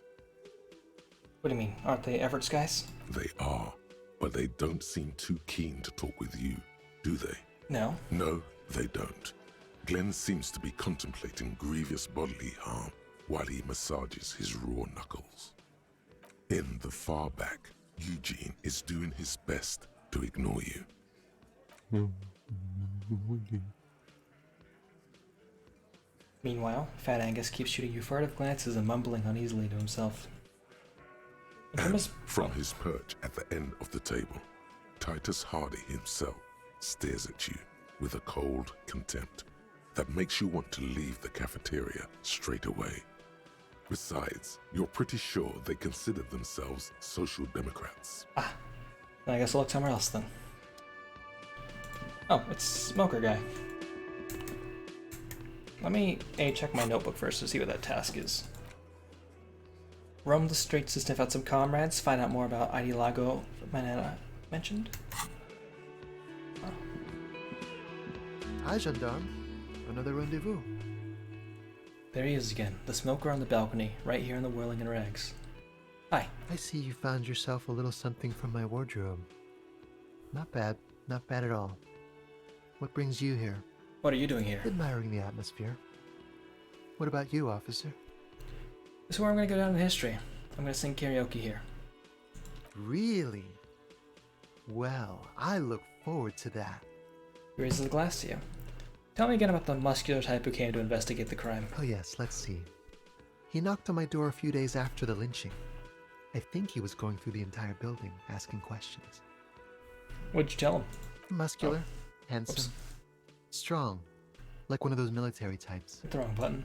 Nothing. That I didn't see anything.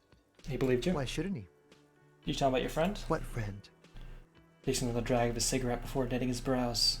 Your Sunday friend, the witness. No, I don't think it came up. Huh, was he alone? Yes, but he was speaking to someone on his earpiece. Earpiece? Yes, you know those tiny speaker microphones that fancy security guards sometimes wear. Yeah, I'm familiar. What was he saying? Just reporting back whatever I was telling him. Besides muscular, did he have any other identifying traits? Oh, let me think. He had an accent. He sounded like one of those mercenaries. He turns his eyes upwards in recollection. He sounded vaguely Oranese. No, not vaguely, scratch that. He sounded definitely Oranese. Thanks for the info. Sure. Anything else on your mind? I met your Sunday friend. You did? And how did you like him? You're right, he was magical. Magically bureaucratic. I didn't like him as much as I like you. He's a government official. I don't trust governments. I'll say, he was magical. Magically bureaucratic. I told you, he can be very useful. I guess that's the charm of powerful people. Who is he? A visitor from the first world. He's not like you and me, gendarme. He can always return. He smiles and his smile seems melancholic. To his opportunities in Occident, Sur la Clé. Still, his coming and going brings some life to the village. He breathes in and keeps his lungs filled for a moment before letting it out. Or is it just money? I don't know. He stares at the bar. What are you two? Friends, I told you. Sunday friends. Friends who like to get together from time to time. What does that mean, Sunday friend? That he won't be there when times get tough, I guess. Is that even a friend? It is. On Sundays. He smiles. Why was he staying at your place in the middle of the night? He has keys. And he likes the view. To the sea, I mean. He waves gently with his cigarette holding hand. I don't want to talk about other people, I want to talk about you. Mm-hmm. What about me, gendarme? About this hat I'm wearing? You can keep it. I don't mind. I can appreciate beauty when I see it. I took it to blend in. I'm undercover, you see. Blend in where? A carnival? Alright. Bye-bye, gendarme. Do I have... I don't think I have actual composure stuff.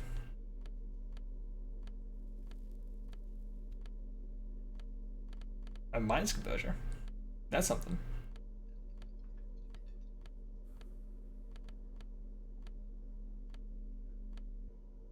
Not a single thing of composure, but I don't have anything that's making my rhetoric worse, at least. There's that.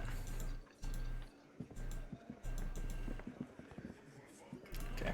Let's talk to Titus. It's you again. Yeah. What is it? I have this effect on people. Okay.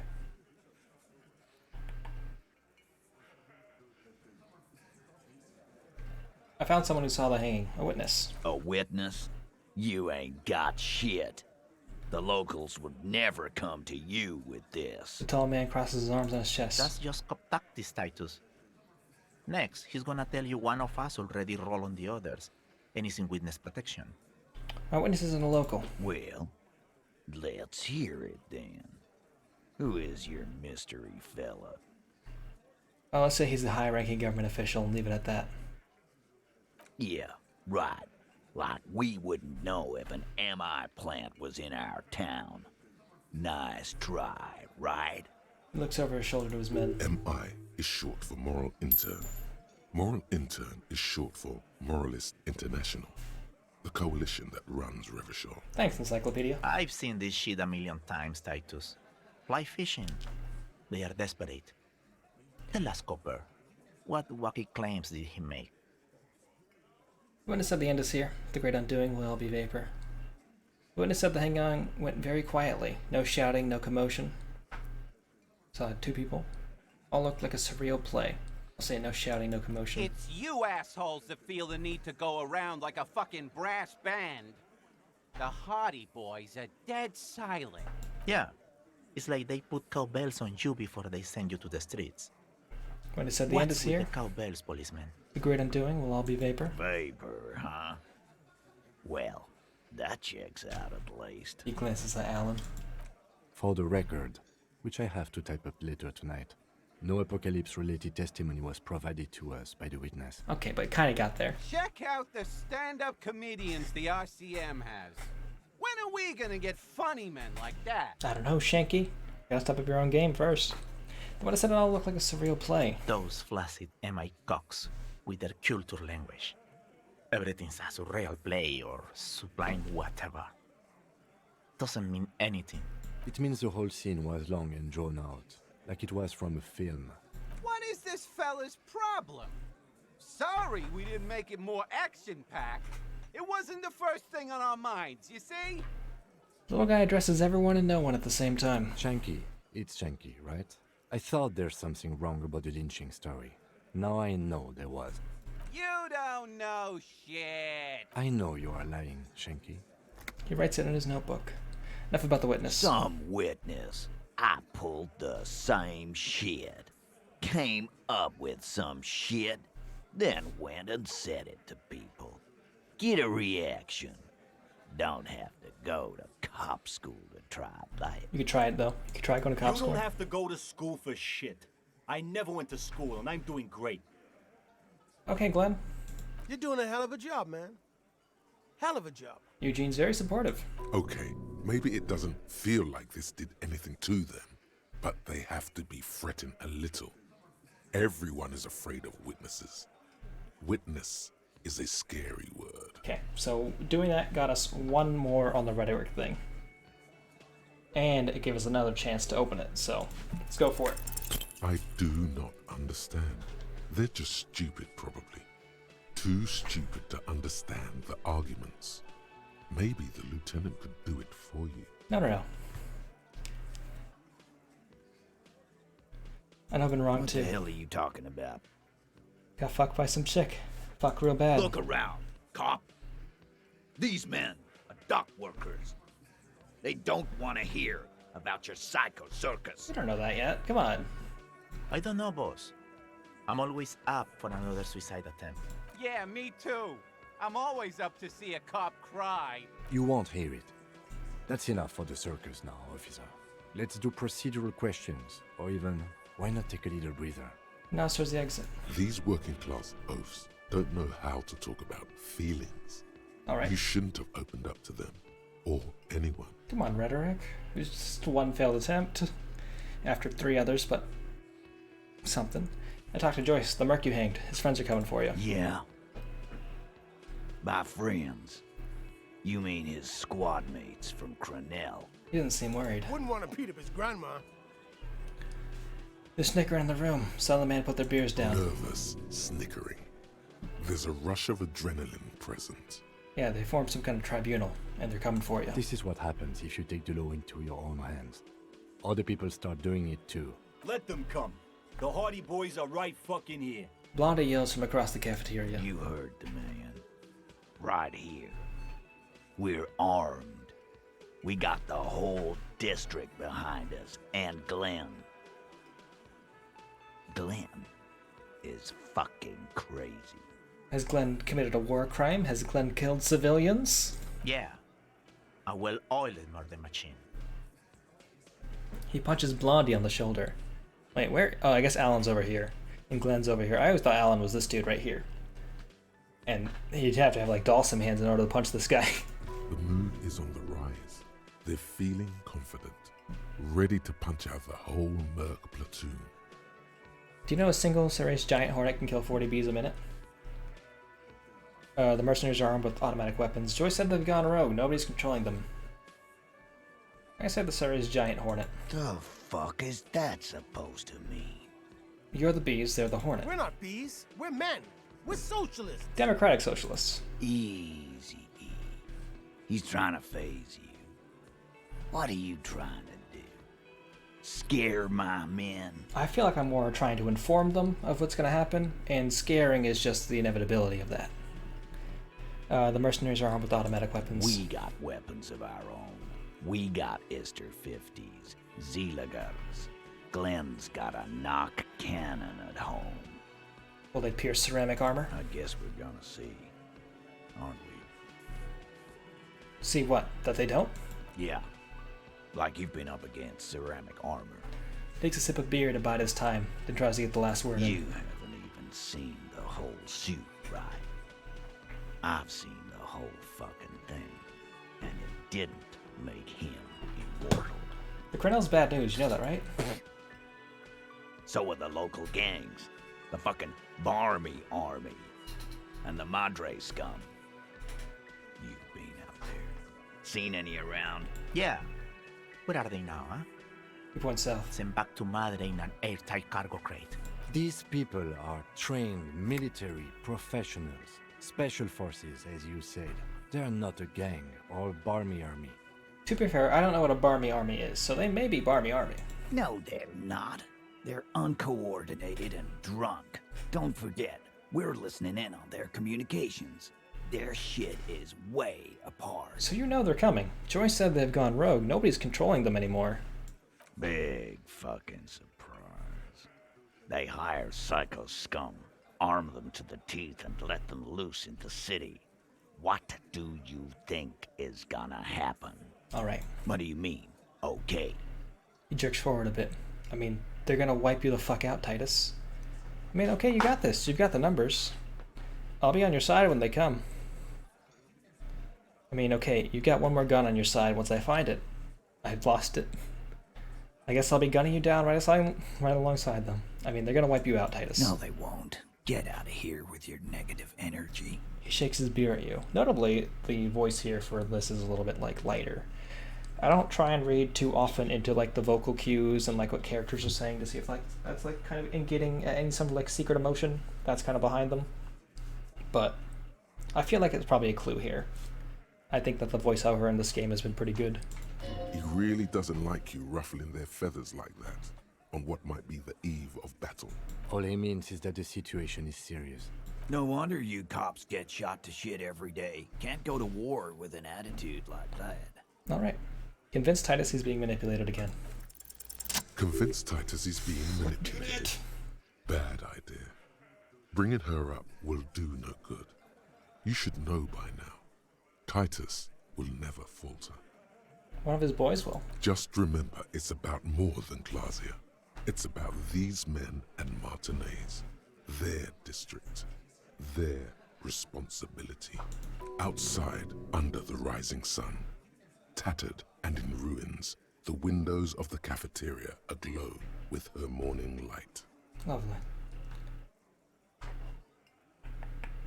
I'm glad I got that check-in by going into, like, doing those other alternative pathways. Because, like, having to spend skill points on this when there are other important checks I have that I also want to have skill points in for. I guess I just got kind of lucky. And also, they definitely want you to be able to get that done because they give you so many options, like give +1 points to it. That's it. Case closed then. You're going home. Huh? Lieutenant raises his brow. He'll get it. Go on.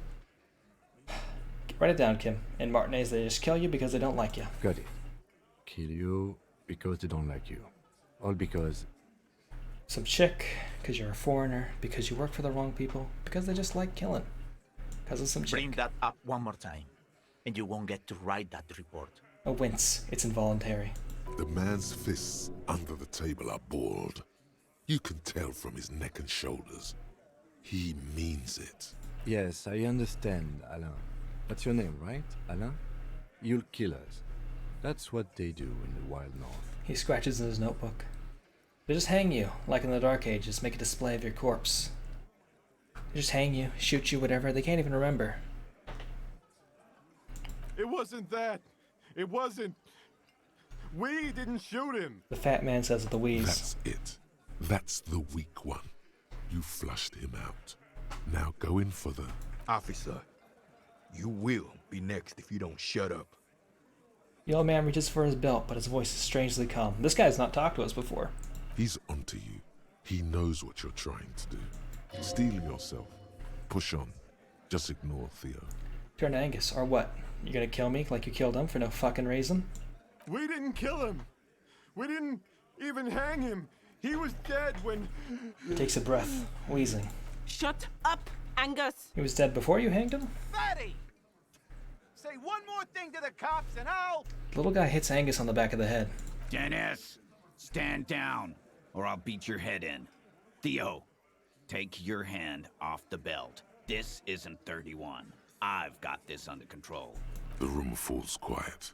So quiet, you can hear Angus wheeze. Angie, where's your goddamn inhaler? You sound like you're dying. I left it home. I can't get it. I'm too fucked. I'm sorry. He grabs his chest. Why are you so fucking fat, Angus? Calm down, Lizzie. Now it's all pointless. Don't be so mean Because to of Angus. You wasted my time. I told you, Titus. You mean it's I valid. told you just give her up. Lizzie, your Just help fix is no it. longer needed here. Go tell Everard. Fine. I'll tell him. After a long walk along the coast. She walks off without looking back. You're in. He's all yours. Questions. Whisper, Kim, we did it. The lieutenant gives a smile only you can see. So you didn't kill him. He was already dead? He nods. You hanged the corpse to cover up the real cause of death. The bullet in his head. Another nod. Because the girls asked us to. They were in some shit. Did she kill him? Cop, I have no idea. The girl says she didn't. He doesn't think she did. Or at least he hopes she didn't. What happened Sunday night? Classier came down. She seemed really out of it. Drugged up, even more than usual. Bug-eyed and gurning, you know? Not in a fun way. Yeah. It looked like she'd redosed after something went down. I've seen that look before. She was scared. I knew someone had died. How'd you know? I've done this job for 10 years. I've seen it before. It's the politician in the motel room with the dead hooker scenario. Only in reverse. Good analogy, boss. The rat-faced man snickers. This guy is completely on his own energy here. He's just completely ignoring the atmosphere and the tone of everybody else. You don't get to talk yet, Chinky. You're still on the bench. And you keep taking it easy too, Angus. Turns back to you. That's okay with the fat man still wheezing there. He couldn't speak if he wanted to. Okay, what happened then? We went upstairs. Sure as day the Merc was dead. There was a bullet hole through the window. Fucking... He scratches his dirty chin. sheets and bottles everywhere. Yeah. Tibbs patched the window. And the corpse. We hanged. Who's Tibbs? The authority? Yeah. He's my brother. He's in the window replacement business. Oh. Right now, he's grateful he hasn't gotten his brother into this mess. If Klasha didn't kill him, why the cover-up? You may have noticed our girl's in some shit of her own. I didn't notice anything. What kind of shit are we talking about? That can't show up on police radar kind. There are people after her. From the old world. Where she came from. These people, who are they? They're powerful. Connected to the moral intern. She's clearly afraid for her life. Says if she showed up in your systems, she'd be ghosted away. And why would you help someone like that? By taking on a murder? Why would I? I guess we abide all sorts of runaways and losers here. It's a Martinez thing. Hey, that's fine. So who killed the Merc then? Any leads? Not yet. Just some ideas. She says the shot came from outside, behind the window somewhere. So that's a clue. What are you thinking? I'm thinking someone's past caught up with him. Either hers or his. Hers, you mean? I mean the people after Klausya. Maybe the shot missed. Maybe it was meant for her. I like that. Been thinking the same thing myself. The young guy nods. And you had ideas about his past too? My dude. One of those mercenary buddies of his could have done it. They got guns, training, years of bad blood, probably. Or it could have been someone else from Crenell. Tell you what I'd do. Check out the coast for vantage points. Maybe consult with a ballistics buddy of mine. That's what I'd do. if I wasn't too busy doing this clown dance with you. I mean, we don't have to do this dance if you just told me. He's calm now, threw all that turmoil away, and became himself again. Whose idea was it to hang him? Hers? In a manner of speaking. What do you mean? We had help from another girl. It was her idea to hang him, and I liked it for political reasons. It sent a good message. It's her, isn't it? The drug trafficker? The missing eighth Hardy? Fella, you think too much. He's off all right. You're gonna hurt your head. That woman is just affiliated with the Hardy Boys. You don't know her, anyway. You know, it's okay for there to be a Hardy girl, Titus. We're Hardy Boys, and that's it. Alright. Sure, but can you tell me something about this affiliate? Name? Current location? Nope. You're not getting to her. It's Klausya you want to talk to.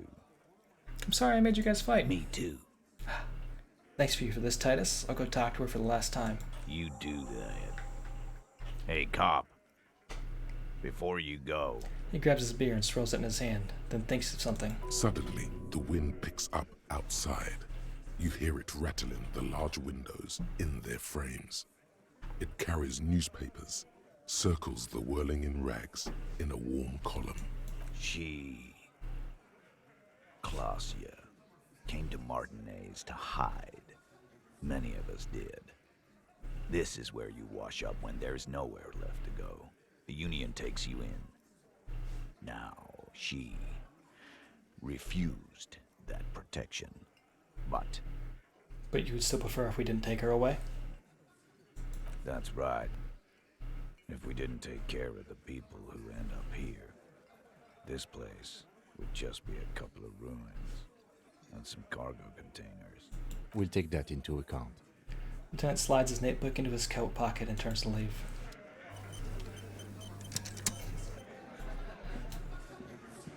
Behind the dockworkers, a ceiling-height window. The hawthorn branches scrape the glass like bony fingers. The men are talking, but you swear you hear those black limbs tap on the window as the wind blows outside. Squint. There's a little slide panel up there to let some air in. No need to open it in spring. It's still too cold outside. You're not so sure about that. Somehow you just know there's something out there, behind the glass. There's something out there. Yeah, your mother. Hurt your gaze for a second. I want to see if I can get... I think I have minus perception stuff going on. These glasses, for one. I'm gonna put this on back afterwards. Need those for stuff.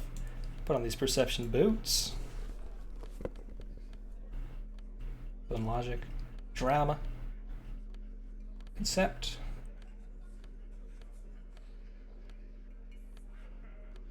It'd be a small feature, but I'd love to be able to like cycle these for stats at some way. Be like, just kind of highlight the ones that have this thing on them. That might be a little bit too complex and too not as often used of a feature. If this game had more like modded content,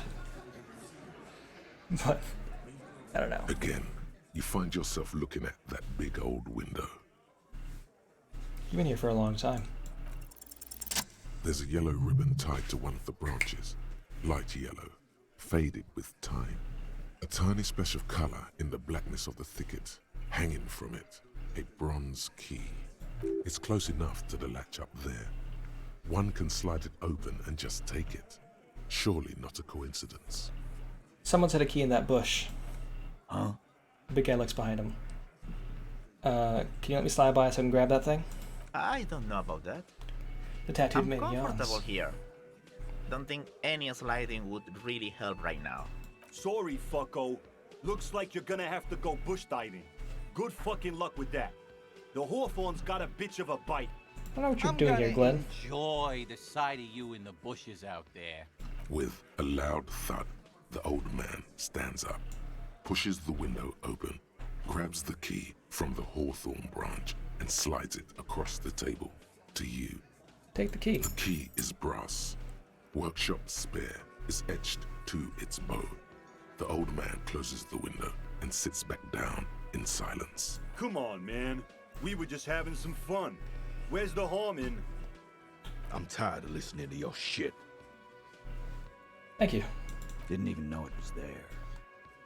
Boys, And looks at the key in your hand and around the room. No idea. Never even seen it. Someone must have hidden it there before this room became our place. I also missed the button. I hit the wrong button there. Don't thank me. I don't give two shits about your key. Too late, I already did. I wonder what this door it opens. It could open the door in the kitchen. The blue door. It says workshop spare. Maybe there's a workshop there? Alright. So I guess we'll go do that before we go up to go talk to Klasia. But I'm going to take a short break real fast because I've been standing here for a bit. And I don't mind standing for this long, but I'm also out of water and this room is super hot. Just give me 1 second, yo. Verb. And camp.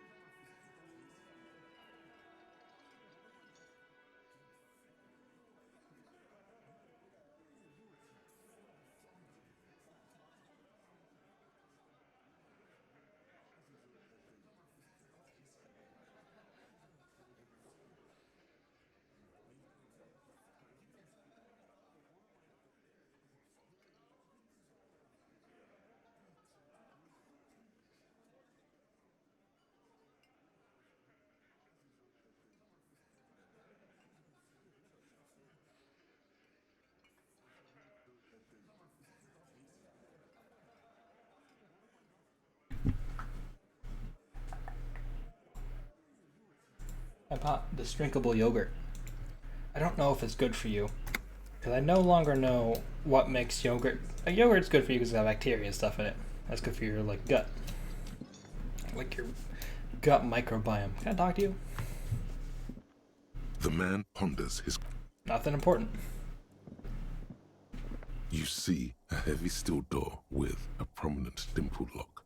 It's painted blue. But like that yogurt always has like added sugar to it, and I guess we're in the like the point of society where like sugar is the bad thing for you. We've gone full circle. It was carbs at one point. I think it's still carbs because carbs are sugar. It's fat at one point. We know fat is good for you. There are all those other things that just happened over time. But I'm pretty sure it's good for you. I don't know. I'm just trying my best. That's just, my best is trying the workshop spirit key on the door. The key fits the dimple lock. It takes a bit of effort to turn it after all these years, but then the lock clicks. Dust rises before you like mist. A tomb? Haunted by regal spirits from distant ages. Lovely. No. Smells like engine grease and cut wood. A workshop. Even better.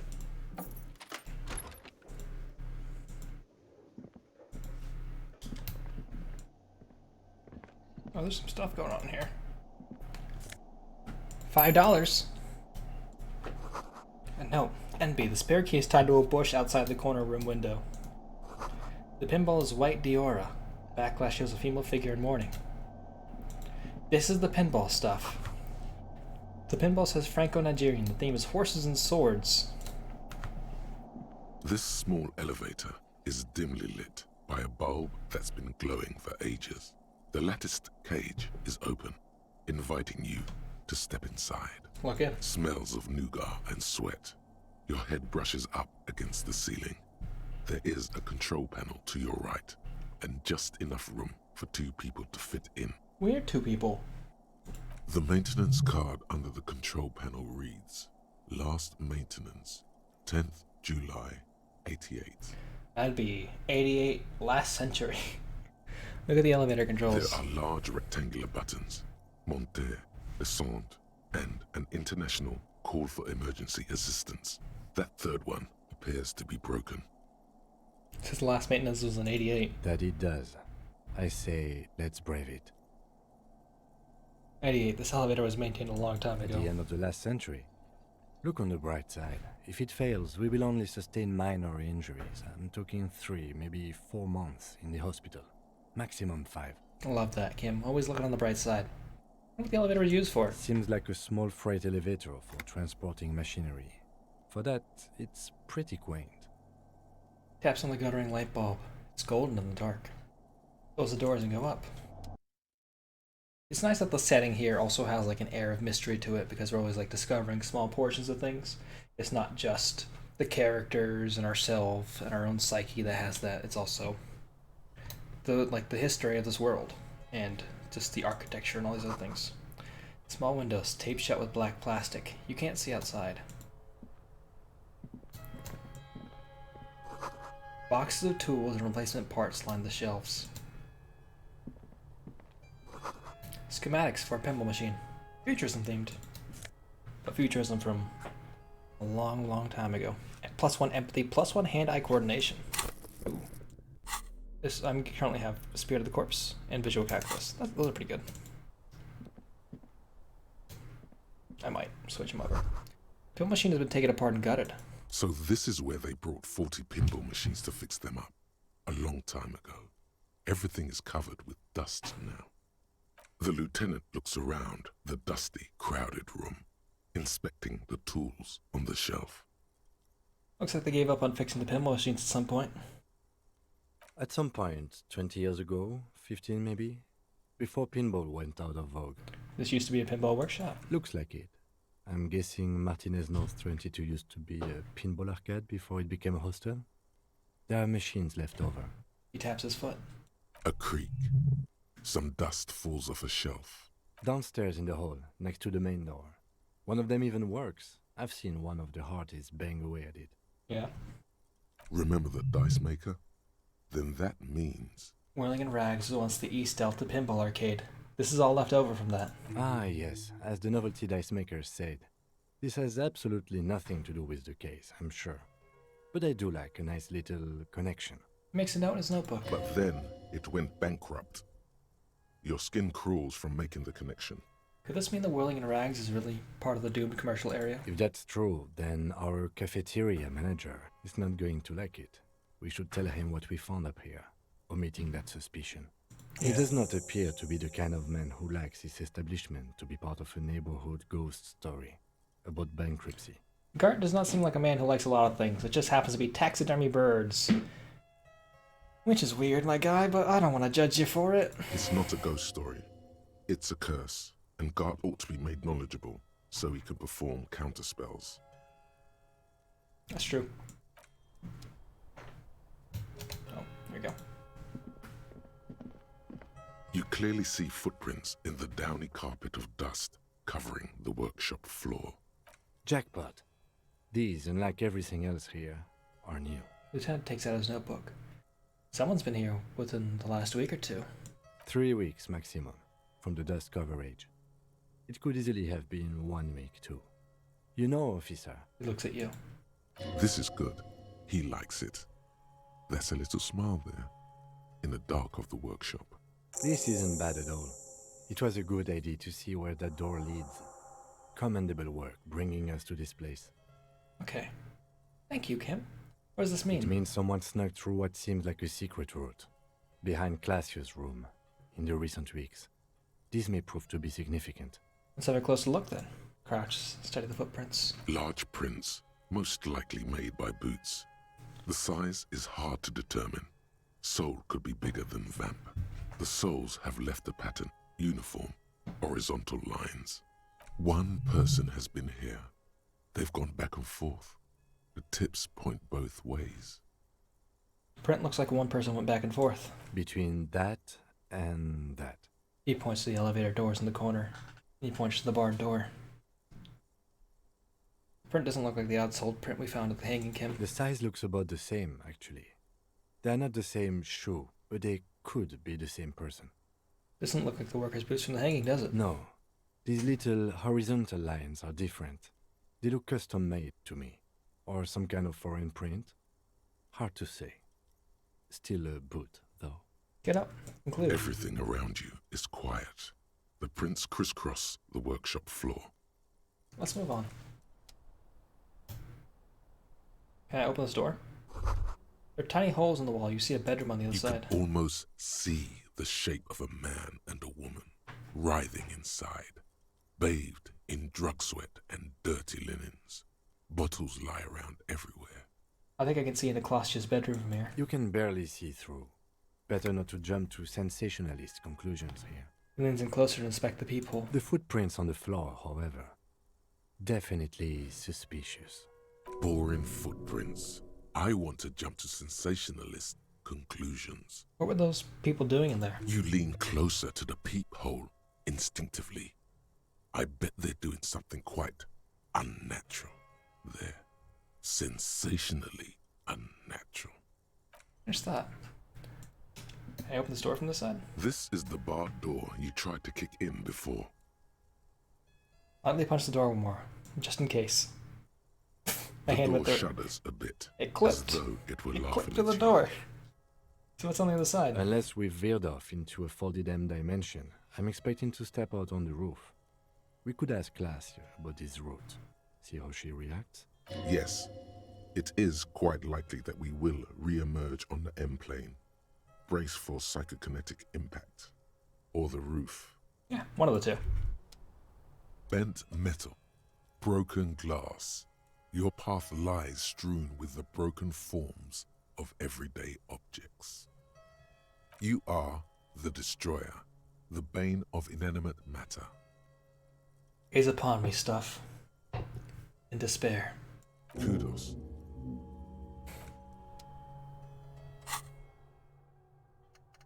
Anti-object task force. -2 to pain threshold, it hurts. Take a look at your hands. See how bruised they are? See those little scars? It's Exhibit A. The material world is holding you back. Containers, mailboxes, doors, chairs. They're all your enemies. Always have been. Atoms themselves are in the conspiracy, forming shapes and structures that you hate. You're an energy stuck in a body. You are a spirit trapped in matter. Break free. Beat up that lamp post. Let it know how much objects suck. Hell yes. It seems real bad for me, but I'm -2 to pain threshold. So bad. I don't think I have anything in the pain threshold.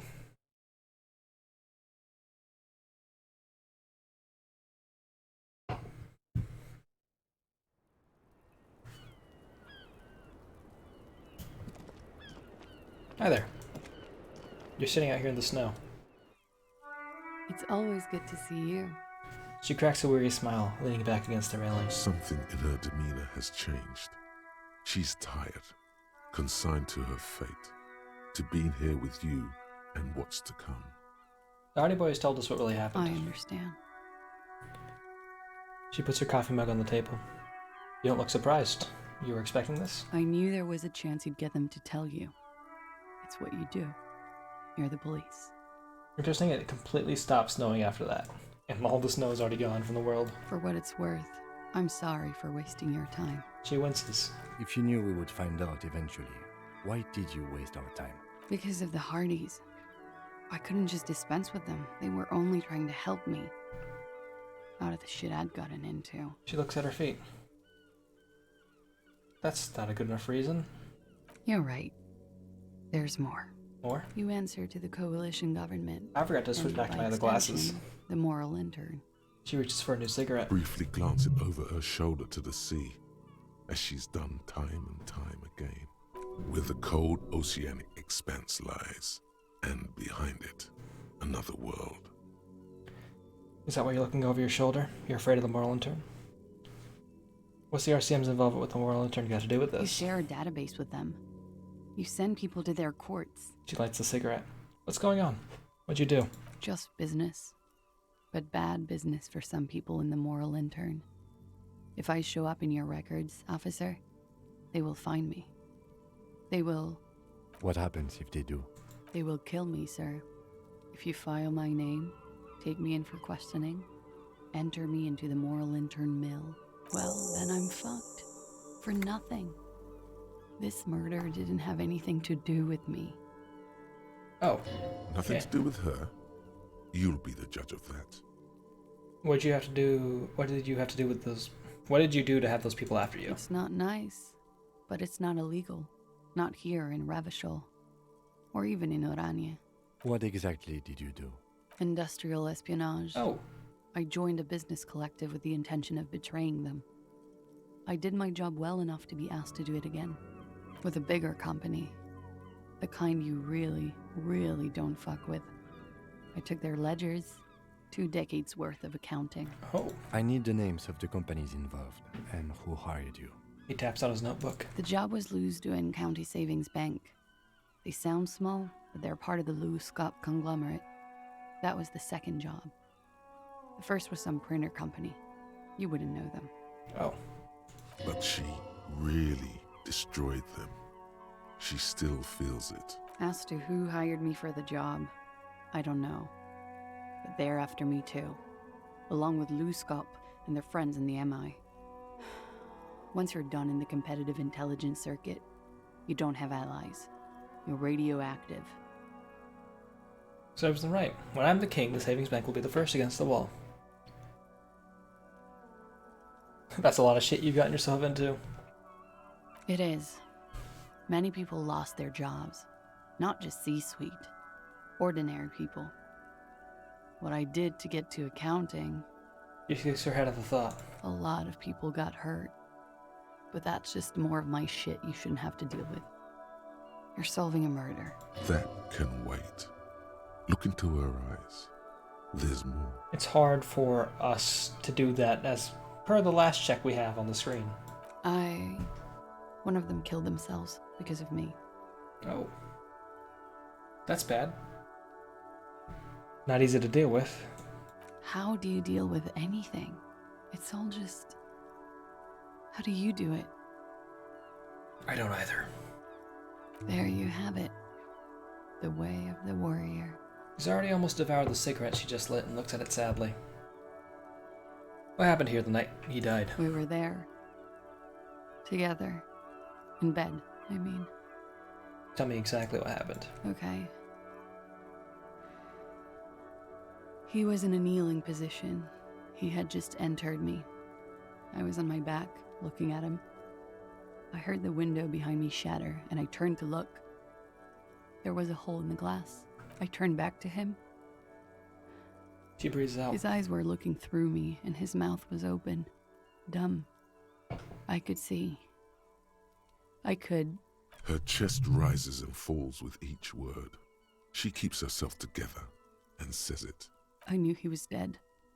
Before he fell down on top of me. You were right. He did enjoy the moment of his death. Better not to mention it. Then what happened? He was heavy. I pushed him off and he fell to the floor. There. He only had his boots on, I bit the pillow, not to scream, then run downstairs. There's a long pause, but she stands there, her arms at her sides. I waited for the second shot to come. For me. I thought there would be one. It never came.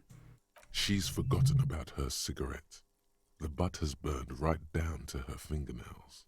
I'm sorry this happened to you. That's a motherfucker. So am I. She looks down, her cigarette has singed her fingers. She throws it away and immediately proceeds to light another one. What time was this? When did it happen? It would help us if you could be as precise as possible. 11:30 to 12:15. I don't know the exact time. Around midnight. It's okay. Were you inebriated? Not as much as usual. He'd done a line, plus other things. I was drinking. Wait. Titus said she was gurning her jaw off, much more than usual. Titus said you look pretty high. Oh, yeah. I did one of his lines, just to clear my head. Good thinking. Clear your head. You should clear your head. Get into his mindset. It's interesting that electrochemistry never stops talking to you. It's always there telling you to drink, regardless of what you do. Just always lingering, just a soft reminder that there's just like this thing that's pulling at you at all times, trying to get you to do more drugs. Did you hear or see the shooter in the course of this? No. What'd you do then? Nothing. I was trapped. I was stuck in my room downstairs. I got some clothes on and crawled back up, drew the blinds. Blood was coming from his mouth. Not a lot. Just a little? Just a little. He was still on the floor, slouched. I couldn't be there with him anymore. So I ran down and out of my room, into the hallway, down the stairs. I knew there would be people there. Run, woman. Run past them and out into the streets where it's dark and people move. To the lorries at the intersection, as far as you can. Why don't you run away from here? As a matter of fact, why are you here now? I already ran. I ran from an entire Isola. I can't run any further.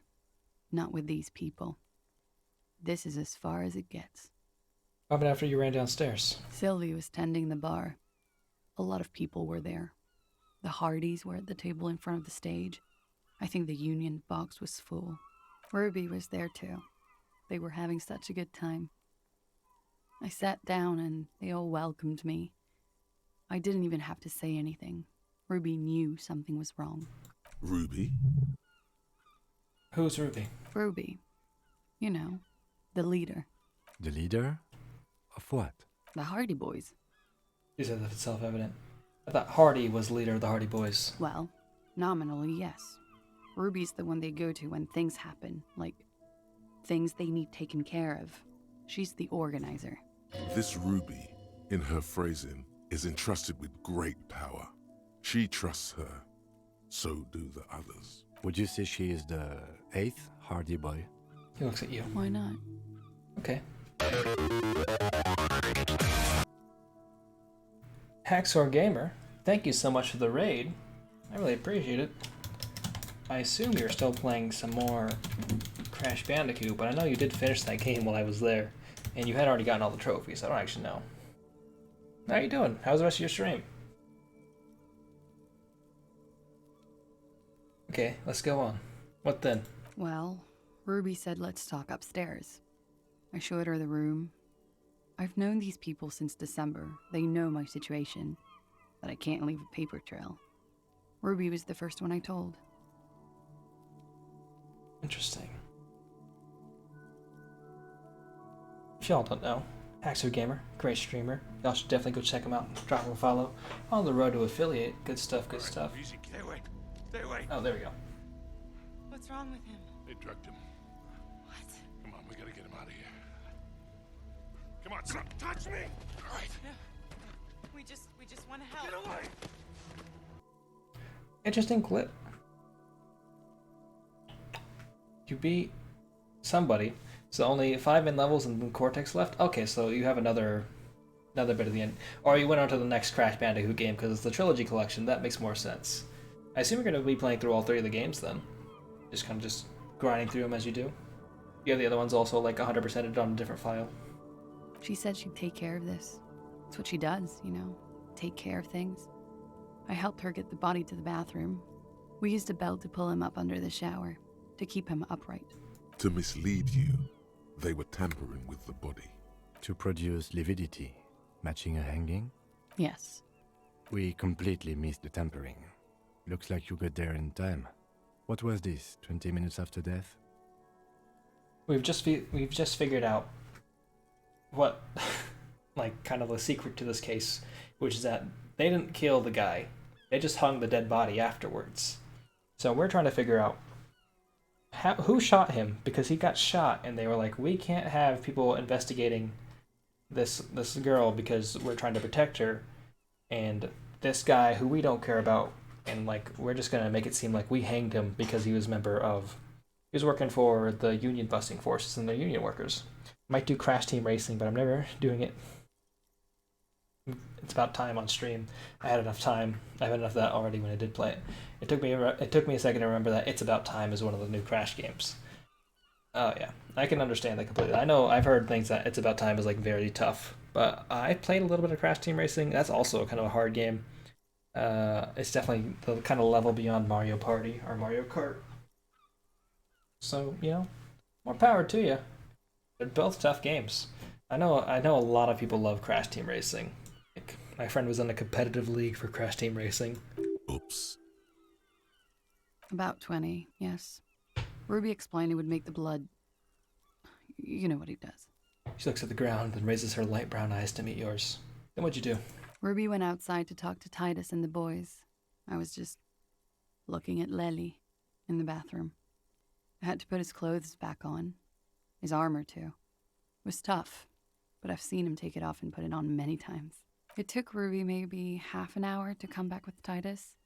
I'd gotten him ready by then. They carried him out. I knew what they were going to do. Make it look like a hanging. Ruby said they would.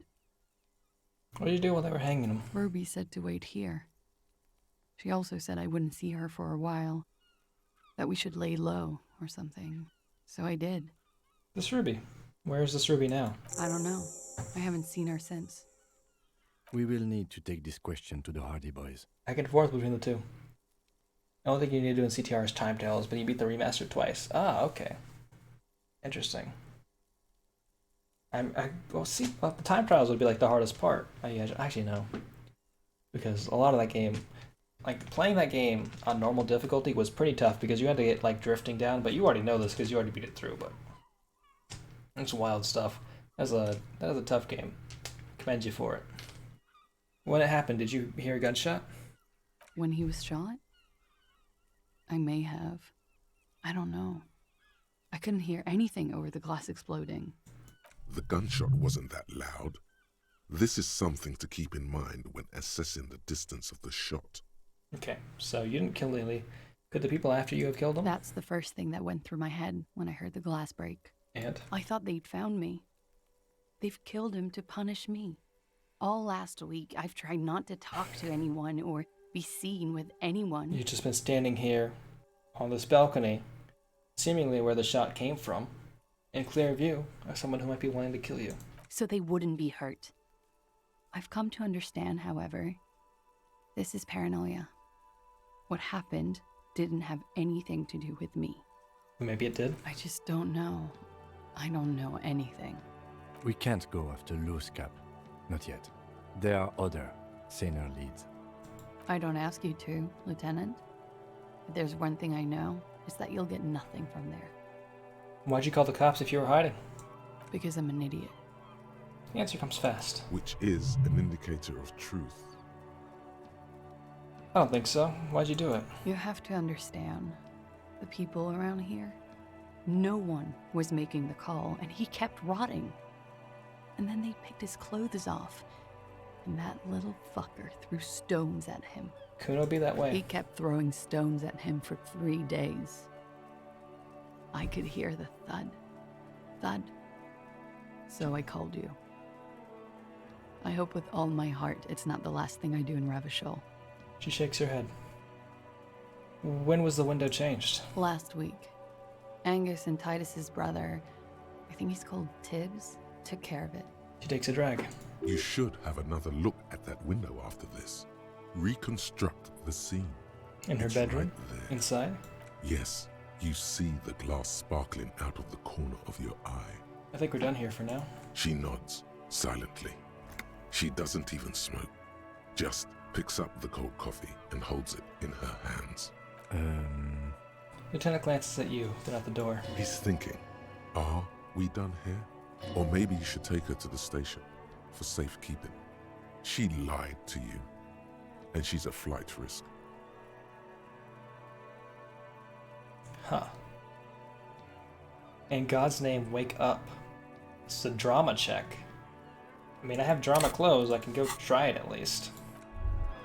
It also gives me a chance to check As my you look volition. back, you think. So love did do him in, after all. I was right. If it weren't for her, he would not have been there. The shot would not have connected with his soft plate. It killed him. Look at Klasha. No. Communism killed him. Remember? Love made it possible. You know this much. Okay, what is communism in this? You do not know. A wind of needles. Airships flutter in the stratosphere. How do I know all this then? Who knows? It's getting cold out.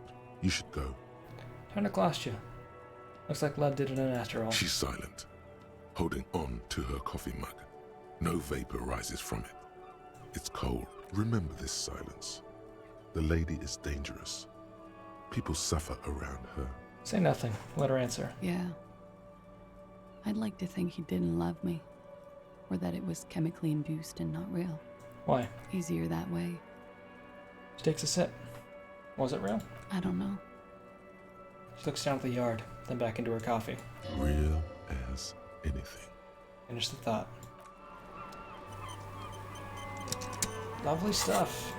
I have to go make sure I'm feeling extra dramatic for all the clothes I have on. I don't need perception for this, so I'm going to put these glasses back on. Did that change the tint of the world? No, it didn't. I thought it did. It's just the cycling of this animation on the side. My drama jacket.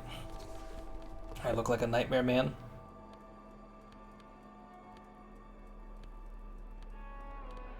I can't put on the drama bow tie because I have the horrific necktie on and I can't take that off. To authority, logic, +1 drama, +1 logic, conceptualization, suggestion, reaction speed, gloves, and this last one right here. I've definitely changed my look quite a bit here, but let's see if we can make this check. I was just thinking, what a nice day for questions pertaining to a murder investigation. In God's name, wake up. But we are awake, sire.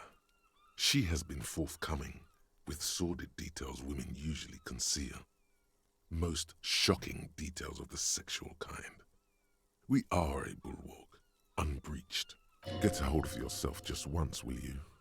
Try to look past the sexually lax morals and do some police work. So you say, but give us one example of deceit. Just one example. Just a proposition. Could the learner explicitness conceal something less sensational but more illegal? Who is this personhood picking these seditious options? I've not talked to Don't you drama see in this the playthrough, detective grows and I've weary forgotten of your what drama sounds like. Because drama sounds wild. Stop staring at her eyes and say something pertinent to the case. This is making you look like an amateur. It looks like this one's not waking up. You'll have to do it without pushing her further. Alright. At least. Let's go back to the other clothes I had on before.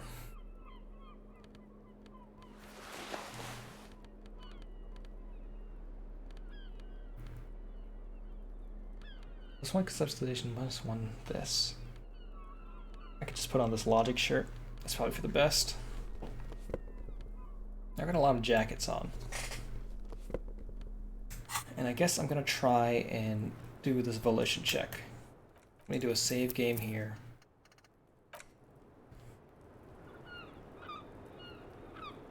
I thought having finished that other bit, I would have something that would help me with the volition later.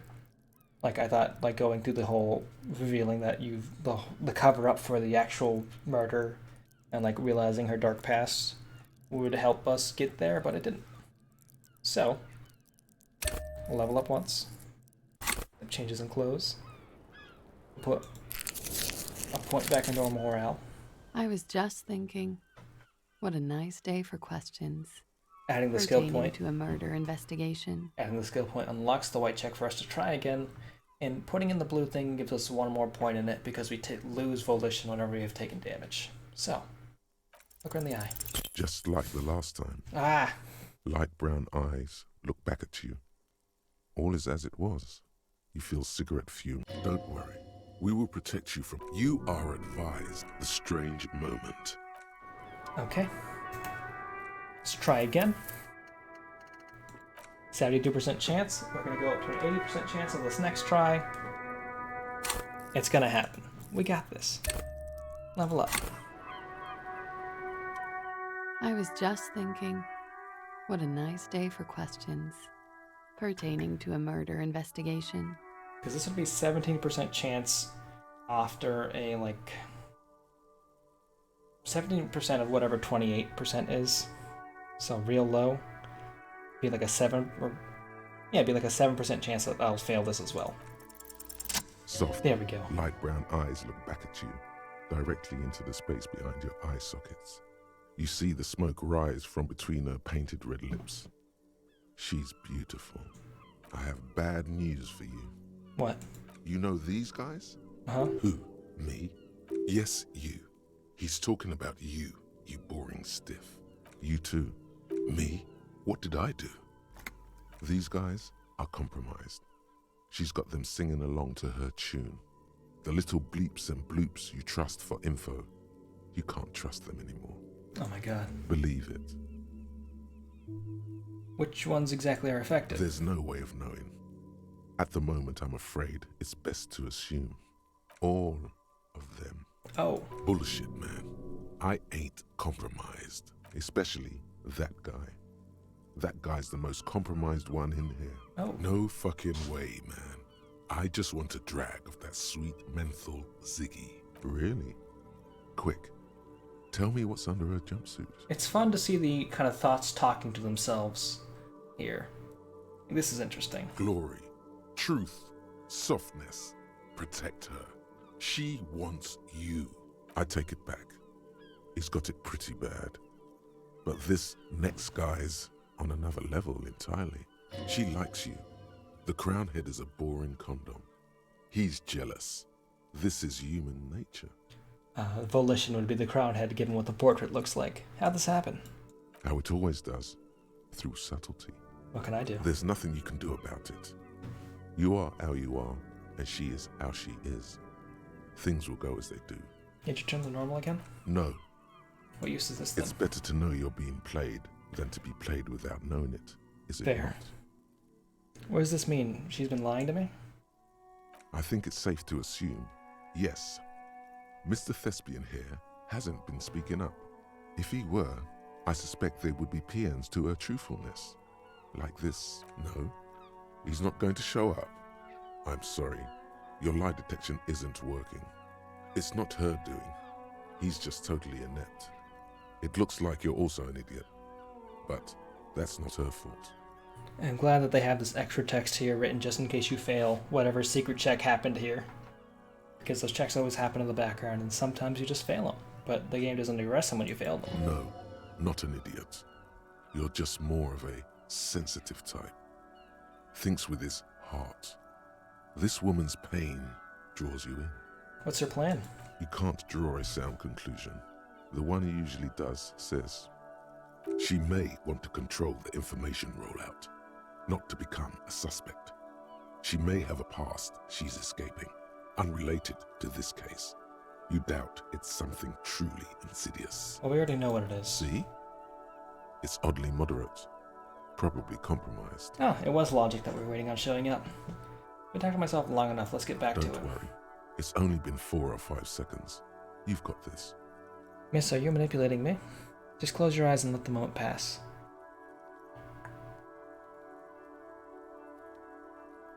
The silence broken. She exhales a little cloud of smoke and says, God, no. All right. Manipulating your skill set. The love that did him in. +1 to drama. We're coming back. We're gonna get this drama check. I'm gonna put all my drama clothes back on. It's gonna happen. Where's my drama shirt?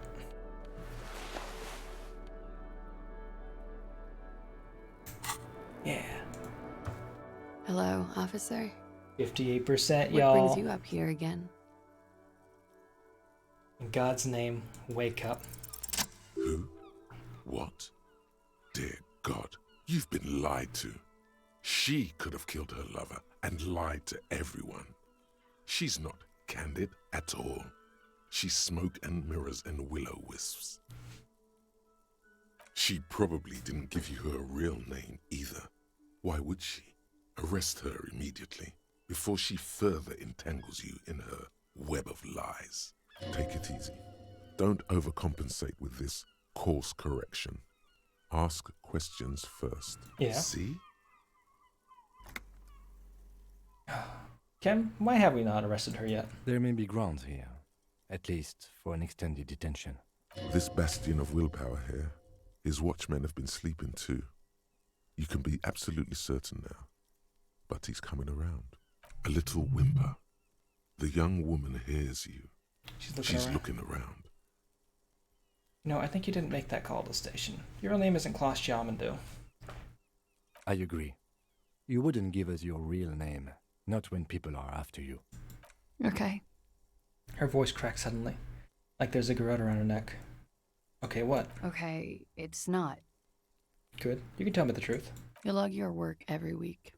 It's all transmitted to Common, sir. I couldn't just beg you not to enter my name. So I lied. Like I lied before. Like I did at LCSB. I have to lie all the time. Look at her hands. I'm so tired of it. Fingernails are chipped white. Was the passport bullshit too? The passport you keep hidden? No. It's submerged in a plastic buoy on the coast, in the reeds. It just doesn't say Clausia Amandu. It says Anouk Mea Smith. Falsified documents? Passport and visa.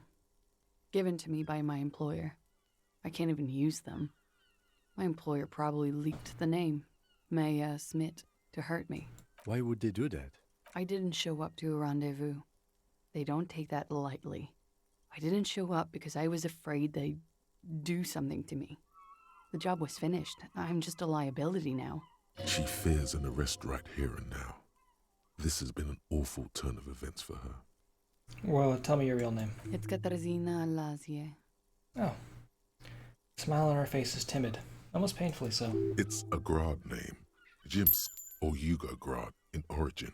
Not Occidental at all. Smells of motor oil, tiger, economic desolation, and rock music infused alcoholism. Hold on. Katar is, Alase. It's not even Orne's name. It's not even Mundi, it's Grad. My parents were Zhimsk immigrants, but I'm nationalized Oranese.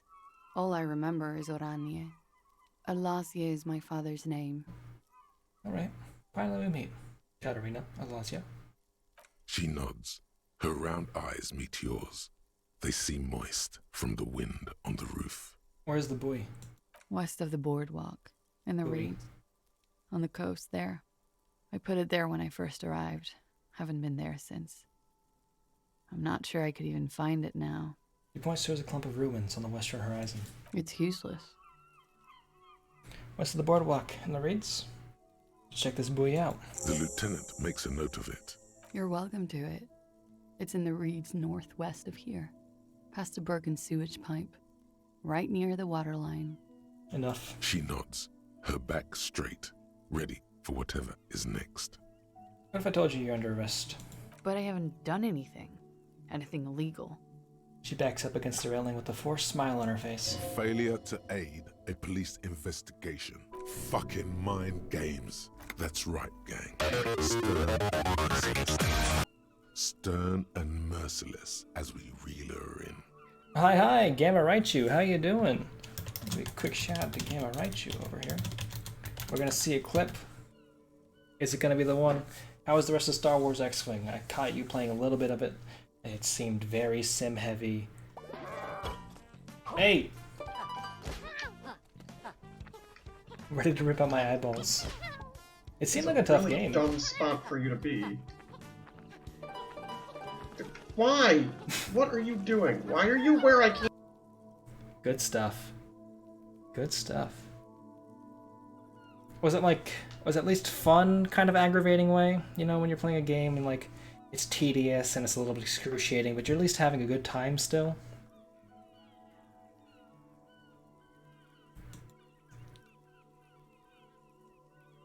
You're a police officer. You're a suspect in a murder investigation. You're a flight risk. That's all the reason they need. It was fun. Aggravating for a bit, but then after like the 12th try at a mission, okay, yeah, no, I see where you're coming from there. That's something that happens a lot with like those older, like kind of vehicle-based games, where there's like something about the controls a little bit wonky, like the way they have missions constructed.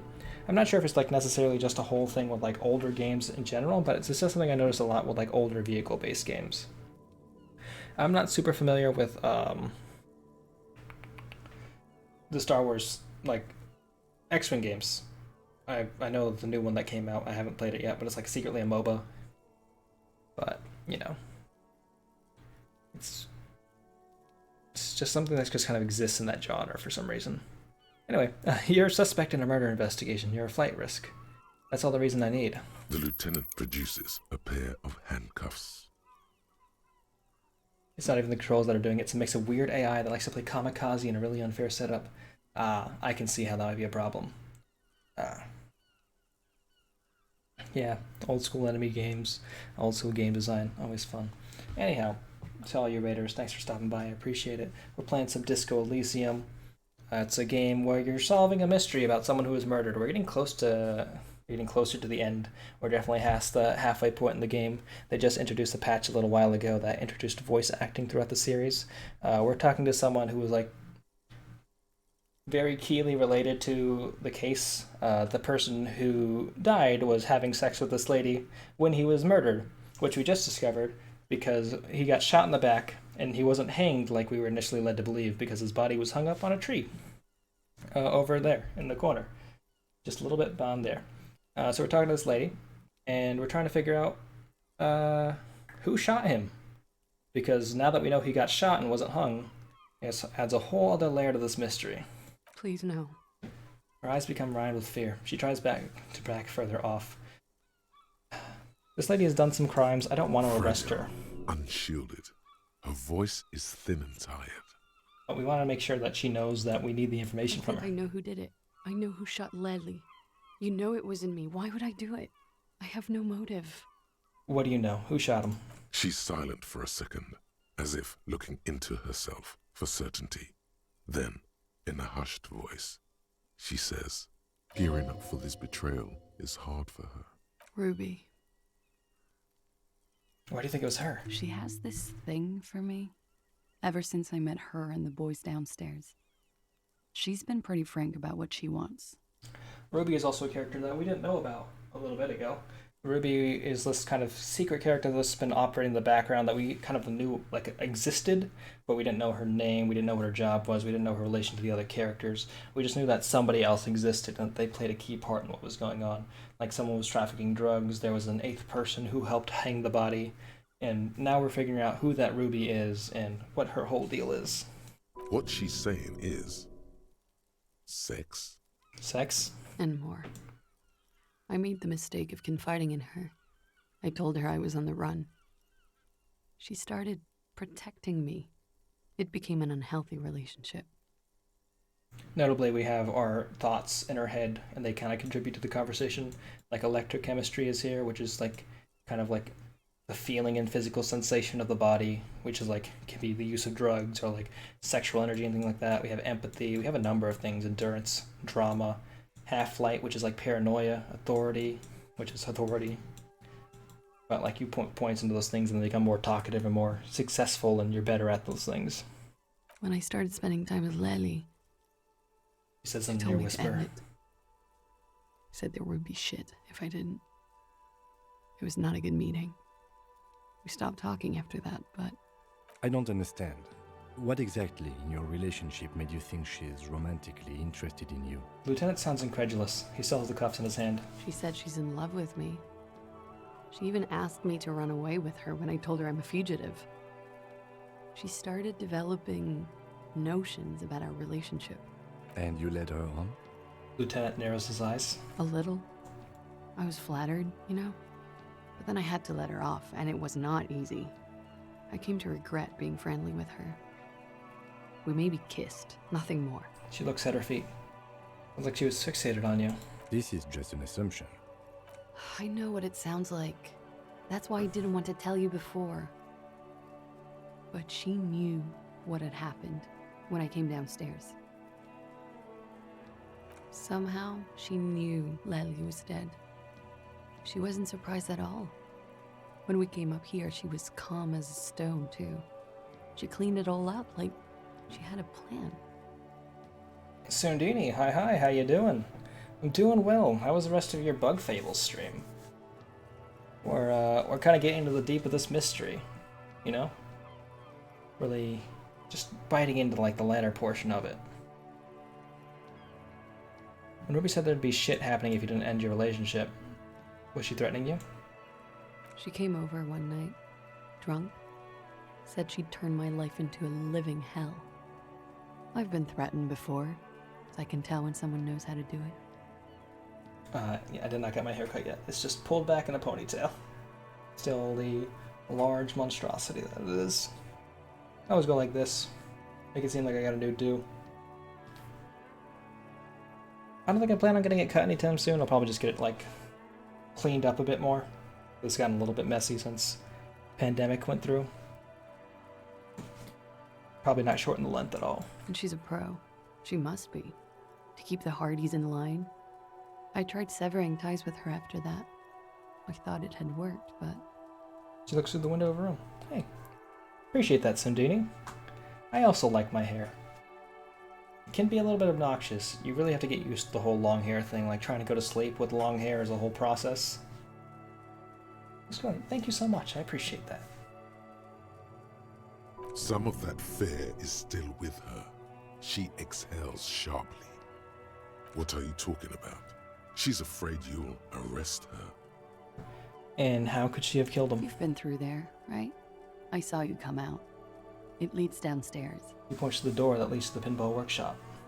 She could have come to the roof through that, then made the shot right here, where I stand. It was dark outside. I wouldn't have seen her. Then slipped back downstairs without anyone noticing. That is possible. Interesting theory. Did she know that door exists? Had you been out there with her? Yes, of course. She's been up here many times, jacking private stations off the ring antenna. Oh. She used to come here to drink on the roof with me, before it got weird. Okay, that's it for Ruby. Okay, and what? Arrest the liar now. Why? She told us some pretty interesting things there. Interesting enough, Drama told us immediately. And electrochemistry was a check to be like, maybe you shouldn't arrest her. Dream was good, just beat a boss and sign it in so I can relax before work. That's fair. I can see that 100%. Also, I'm glad you're liking that game. I'm interested in playing it. I don't know if I ever will. It's definitely not going to be a stream game. But I know Tiny Blue played it a bit too. And I liked old school Paper Mario. So, maybe. But if you're enjoying it, I'll definitely have to check it out at some point. Don't arrest her. Push her a bit more, but then let her off. That Ruby theory was solid. And she's beautiful. Okay. Who? Her. Stop letting her distract you. Alright. Authority. It's decent. Hey. I'll take a decent Paper Mario game. Okay. I'll keep you here now. I don't think I'm going to press her on this bit. I'm just going to back off. Gonna put the handcuffs away. Thank you. G cradles are for warmth. You won't regret it. Something tells you, you will. Oh. Love that for us. Okay, let's change the subject for the She time being. slowly lights another cigarette and steadies her breath, as if in the presence of some tiger. Nothing's blowing you away yet. It's just a good game, pretty solid.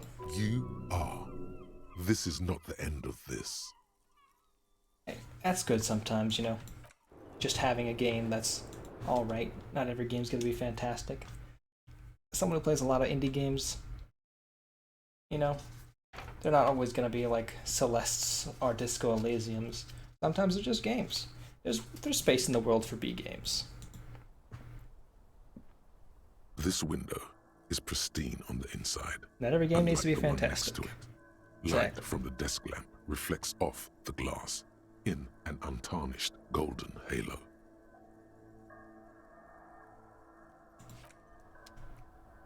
Let me put on my visual calculus gear.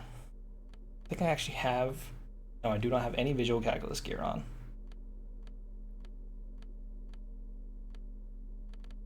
Visual calculus is blue. I'm trying to remember. I think I might have only negatives to visual calculus.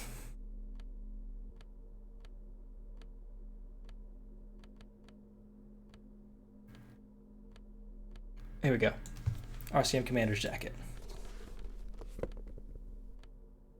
And these neat office shades. +2 to visual calculus. Do a save game up here. I also have to go back downstairs and talk to Titus again, but I want to go to the car first and call the library because I meant to go call the library at 8 o'clock in game time. It's now 11:24 because I've been solving this other portion of the mystery. We're making a lot of story progress. This window is pristine on the inside, unlike the one next to it. Light from the desk lamp reflects off the glass in an untarnished golden halo. Visual calculus, medium 11. What happened here? A vague sense of disappointment fills you. The glass shimmers as if taunting you with its secrets. Sometimes fun time is good enough. Black Fable's a fun time. Yeah, exactly. Get the feeling this room would tell you something crucial if you only knew how to listen. Tell me again, Kim, what are we looking for here? Ballistics? I'm not exactly sure either, to be honest. My imagination has a way of failing me. Low conceptualization score. It's a weakness. Alright. I have an item I'm going to go pick up that's going to give me a chance to make that check again. Like, I'm going to go pick up a dice item that resets all my white checks, so I'll be able to retry it. So I'll probably go talk to the library, get that check going. Or get that little continuation going, and then go either try and finish that up and then go get the dice, or go grab the dice. It really depends on if I think that it's going to be a hard roll to make, which I'm pretty sure it is.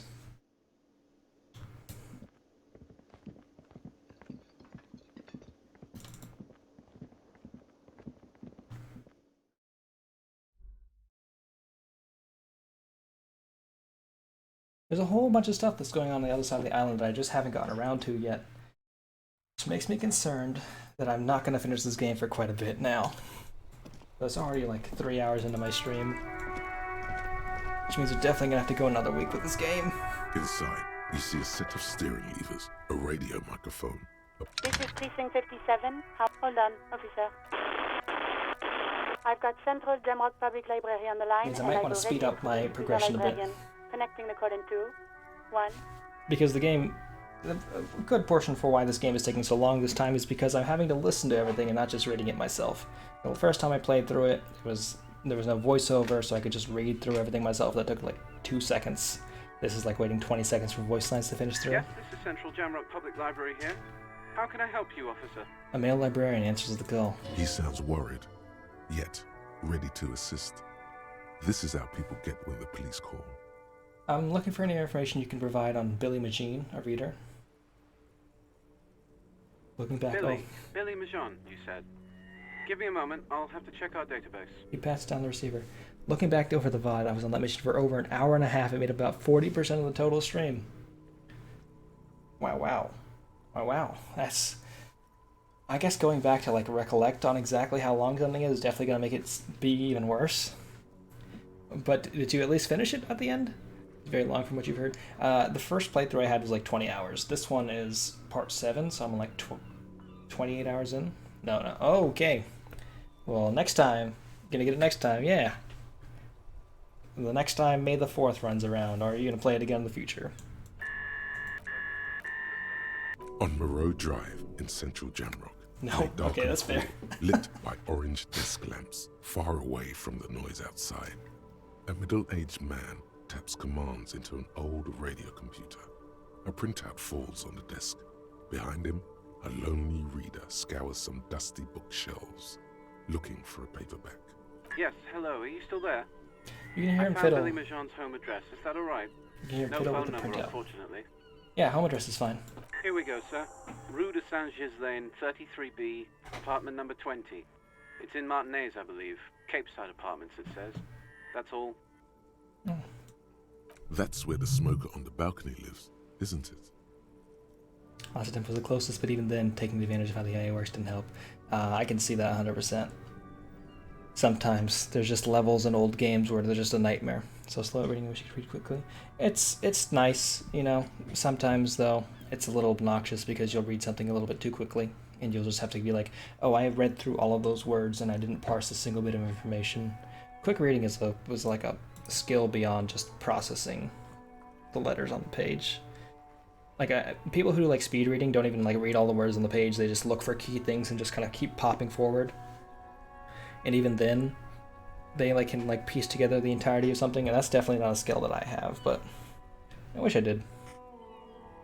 Any other information on Billy Magine? It says here that they returned their last book just a few days ago, but I wasn't at work that day. Do you know someone who was? Marie? Marie? Do you remember a reader named Billy Majon? They returned a Tybalt book the other day. You hear someone answer from afar. Maurice, what? A woman yells. Then, yes, okay. If it was the police, she starts explaining something. Oh. Yes, it was my colleague Marie. She said that it was Billy's husband who returned the book. He also asked for this new sci-fi release, Lowe's Radio City 87, but we don't have it yet. They can read the first Harry Potter book in the time it takes to watch the movie. That makes sense. Because the first movie was like an hour. It's decently long. It was like an hour 40 minutes, I think. But being able to read the whole book at that time, yeah, good times. I don't think I could be able to do it, especially because I get distracted halfway through reading things. Like I'll get through like partway through a chapter and just put it down and like come back to it 2 weeks later. So Billy Magine is a woman, not a man. How did your colleague know that I was her husband? Marie knows Billy. She's been working here longer than me. Sometimes her husband returns some books for her. And then goes for a little drink later. On the lookout. Do you know the husband's name? Sorry, no. Marie only knows him by sight. Can Marie describe to me what the husband looked like? Marie! A moment passes. She said it was an older man, and that she's pretty sure he'd had a drink or two the last time she saw him. Alright. What was he wearing? 1 second. What was he wearing? Barry turns away from the phone again and relays the question. Sorry, Marie wasn't really paying any attention to that. The sound always scares me a bit. Hi, hello, gremlins. How are you doing? Y'all, if you don't know Gremlins, they are a very fun streamer. They've been streaming a lot of stuff. They've been streaming a Stardew Valley Jersey Shore farm. They were just playing Gato Roboto. Whatever that is. What is this game? This seems... This isn't a Hat in Time, is it? It sounds like a Hat in Time. I also watched them play through... If it said perfect... I feel like there's some hidden layer to that clip that I wasn't aware of. Hat in Time seems like a real cool game. Dude, I'm good. You know, I'm having a great time. I think I'm going to be trapped playing Disco Elysium for a little bit longer than I thought I would. Happy we could help. Goodbye, officer. It's just the way, the nature of just having to listen to all the voice acting over like the text Anything is. else you need from me? Nothing right now. 57's over and out. But it's a good game. Cabin, you see a set. And it's got a lot of emotions to it. You know? It's like a complex emotional game that you just kind of have to like really sink your teeth into, just kind of absorb the story and everything that's going on. And like it's a sad game, but it's like sad in a good way sometimes. Sometimes you just want to feel those emotions. It's fun. I definitely recommend if people have the time to play it. If you're gonna play it, maybe read through it rather than have all the voice acting play, because the voice acting is good, but it's gonna make your playthrough twice as long. My first playthrough was like 18 hours and change, and I played through the ending twice that time. Why am I not running? Weird. And playing through it on stream is taking me 28 hours, and I'm not even close to the ending because all the new voice acting text.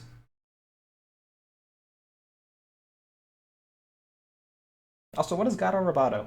I have no idea what that game is, but apparently people know about it. It's good voice acting, but they've voice acted every line in the game pretty much. I mean, occasionally there's a bug and a line won't be read. And we're about to get to a very emotional part because I'll let the story explain itself. Hopefully it works out right. It might not. Let's save the game first. I'm not gonna save Scum, but you know. A weathered brown door. It's not always bad to do it. The number reads 20. Something smells good. Soup alongio. The lieutenant motions to you to go ahead and knock. This is the door. You already know it's the right door. This is going to be so hard. Get yourself together. It's just police work. Don't knock! Just leave! You don't need this! You don't need to sad it up! Hold on, Kim. We should discuss this beforehand. What should we expect? You're right. Let's talk this through. He looks at the apartment door and lowers his voice a bit. You hear some light footsteps and what appears to be a daily weather forecast playing on the radio. We have our first preliminary identification. In all likelihood, the deceased is the husband of Billy Méjean. We need to confirm this, as well as deliver the death notification to Billy herself. Yeah. Now, delivering a death notification is never an easy task. There's a reason why it's often called the most stressful part of our job. This is why it's usually done in pairs. You got this. I'll be monitoring reactions, ready to act if necessary. Gato Roboto is where you play as a cat in a mech, and it's mostly in black and white. Okay, I'm into this. I was just talking like combat Gundam mech, or like... I guess if you're saying a mech, it would have to be a combat Gundam mech, because you wouldn't say like a mech for like a smaller size, like utility mech. I don't know. It sounds neat. I'll definitely have to check it out. It definitely sounds like entirely in my wheelhouse. I imagine it's a platformer of sorts. I was like, when I read the title of it, I thought it had to. I kept reading Chibi Robo for a second. Like, is this like a Chibi Robo style game? Just because the fact that Roboto's in the back there, it just kind of hits the same way to me a little bit. And I was like, oh gosh, if there's another Chibi Robo. Battle Mech, it's a Metroidvania-ish platformer. Oh, exciting. I've not played a Metroidvania in quite a while. The last one I played through was, a Castlevania-like, which is the big one that everyone played when it came out. The Bloodstain. Curse of the Moon. I need to go back and play that. I've been getting into randomizers lately. I played through the Kingdom Hearts 1 randomizer a bit. I kept running into soft locks when I was doing that, but it's a lot of fun. I've been enjoying it so much. I'm like, I should go back and play other games that I really like that have randomizers. And I know that the Bloodstained randomizer is really good. I've seen a few people play through that. That game is amazing. Randomizers, I haven't tried any of those yet. They're hard. Like, just trying to figure out what those checks are. Because I know like the Kingdom Hearts 2 randomizer, they just randomize everything. Whereas in the Kingdom Hearts 1 one, like key items are still always going to be key items, but they're just randomized. And like magic is always going to be magic. Keyblades are not always keyblades. Keyblades can be any item. Just like having the idea that there's like at least some sensibility to what's going on, like not like full randomization, but I've seen like discussions in like the Discord that be like, we want full randomization, and like the devs are like, oh, we want to kind of keep it this way to kind of keep its unique flavor, the way the randomizer runs. It's interesting, just kind of seeing how those communities like develop out what this randomizer is going to be, and like how much control the community has over it, how much control the devs have over it.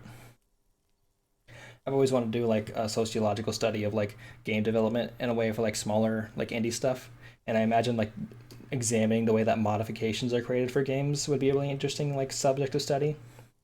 I'm never gonna have time for that in the near future. I've got so many things on my plate. I got to get through my thesis work first, but sociological study of indie game development and indie modification development, it's on my list of things I think would be cool. Anyway, let's go back to telling this woman that her husband died.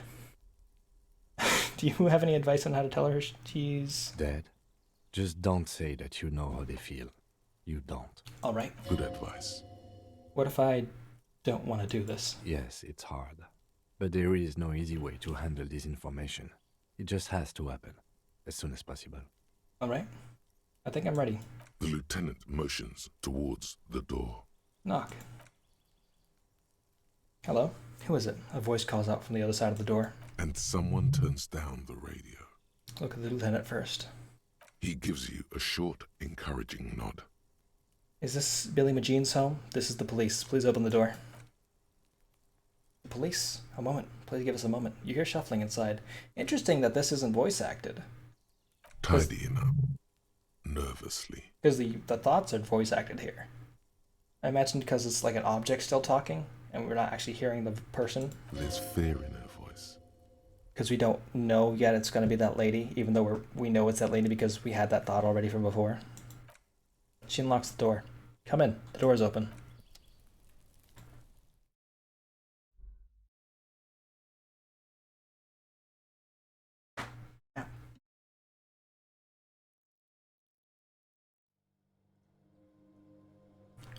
There she is. Let's not talk to her yet. Let's walk around her house first. An empty rack of red Astra cigarettes hid underneath the bed. Windows covered in old newspaper clippings. Packages of humanitarian aid macaroni. Some leftovers kept warm on stovetop. Smells like buckwheat and onions here. A chalk-drawn height chart for children's growth over the years. Posters of contemporary pop stars adorn the walls. The clock is ticking away with an odd cheerfulness. Its ticking makes you anxious. Rings hollow in the room. Textbook for high school. Mathematics. Trigonometry mostly. Can I go to the bathroom? Nope. Let's do this. We can't avoid it any longer. It's you from the book stand. Did you come to bring my cockatoo back? He smiles nervously before the smile vanishes from her face. I don't think I introduced myself properly. I'm Billy. Would you like something to drink? She looks around the kitchen. Tea? Lemonade? We're out of coffee. The lieutenant has taken off his foggy glasses and is busy cleaning them in his handkerchief for now. You're on your own here. He must feel vulnerable without his glasses. Is this why he's letting you take the lead? Thanks, but I'm alright. Is this about Victor, my husband? Is he in some kind of trouble again? I can come pick him up in the station if that's what. She stops. Her eyes are trying to read the answers from your face. No, this is something much worse. Is he in the hospital? How bad is it? It's great that I'm incredibly empathy in this game. You live here with Victor, your husband, right? It's me, Victor, and the kids here. We have 2 daughters, Jenny and Jolie. Yes, I remember you mentioned them at the book stand when we talked before. Mm-hmm. Yes. They came home later. They're good girls. Where is everybody? I don't see anyone home. The girls are staying at their friend's place tonight. And Victor is out. He still hasn't come home? No. He stops. Why? Do you have any news? What was the name of the library he was going to? Oh, it's in Jamrock. The one at Mayrow Street. I don't know the official name. Central Jamrock Public Library? I think, yes, if that's the one on Mayrow. There's something else I have to tell you. We might as well not beat around the bush. Her hands across her chest. This is a red check, but this is the highest it can possibly go. The only chance it'll fail is if we get 2 1s on it. And that's not possible. It's possible, it's definitely possible. I've gotten a 3% of this game before. You've done this before. Just keep your focus.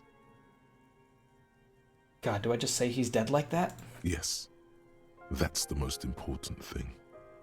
Use that word. Alright. Ma'am, I'm very sorry to say, but your husband, Victor Magene, was found dead on the Martinez boardwalk. What did you say? She blinks. Your husband, Victor Magene, is dead. I'm very sorry for your loss, ma'am. Oh. She touches her neck, eyes pale like pearls in seawater. Oh. But he was just... She says again. She looks at the kitchen table, where 2 cigarette butts are still in the tray. But he was just here, alive. We understand this comes as a huge shock.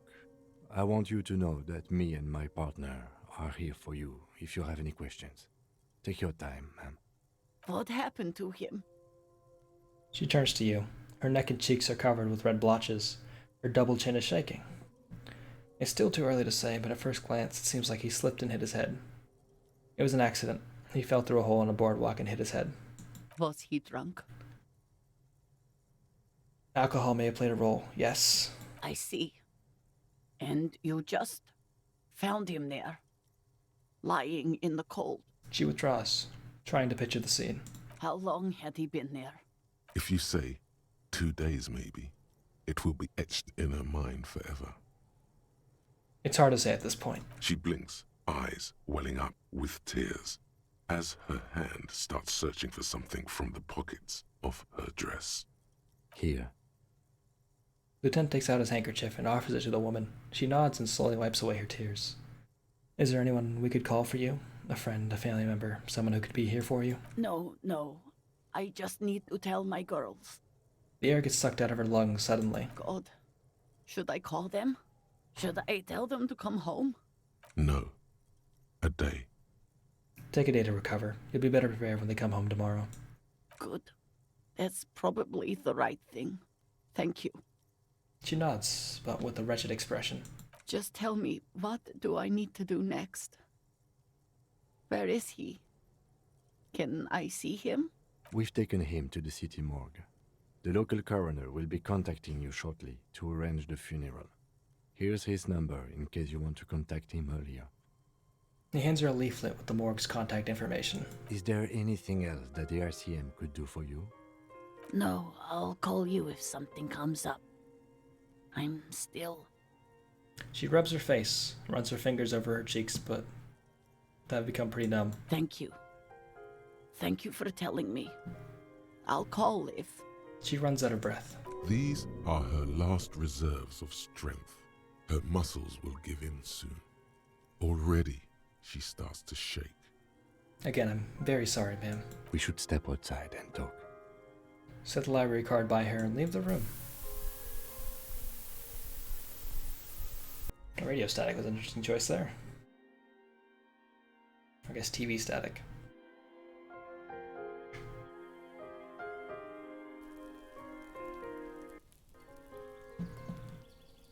Hey, Kim. You did well. The lieutenant says as soon as you left the apartment, the balcony feels cool and quiet with a stunning view over the district. What now? I'll call the station when we're finished with the day, and let them know the name of the deceased. What about Billy and her kids? They'll manage. They have to. It's not your place to live their lives. That's it? That's it. We should get back to our case now that our duty here is done. Right, this is closed then. Let's go. He nods. Well, that's fun. Love that. I think when I played through the first time, I failed that check, and it's much worse. It's so much worse when you failed it.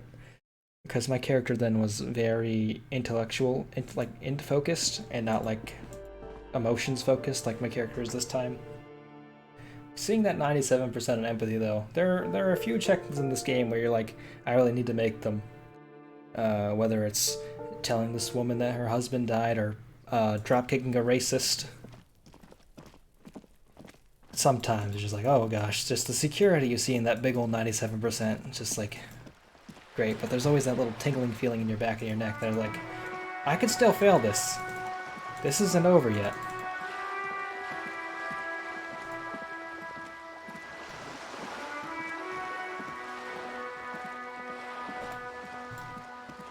Let's go check what the check is. If there's a check with Titus, if there's a check with Titus, we can fail that check or succeed, and then go grab the dice and get to try all of our checks again.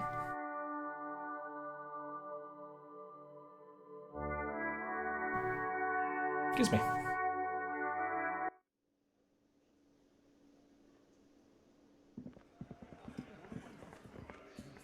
It's you again. What is it? He acknowledges you gruffly. Okay, I talked to Klausya. Now I need to talk to Ruby. Why? He leans back and regards you with curiosity. Because she's your real leader. You're cuckoo, cop. I'm the only man responsible for this unit. Get with it, or fuck off. His smile hides a flash of anger. How many times must I tell you? Yeah, fuck off. Shanky. I'm gonna level with you. She's the next link in the chain that leads me to Lely's killer. Sounds like you're making her a suspect in this. Not on my watch, you're not. Ruby's one of us. We're not gonna throw her under your moral intern steamroller. Fuck that shit. And fuck you too, moral I don't like Shanky. Fuck you, Shanky. He throws a glass at Titus as the last syllable leaves his lip. The big guy sighs. Ruby is missing. If you hide from the police in a murder investigation, you become a suspect. You know how it works, guys. That's nothing. That's just legalese.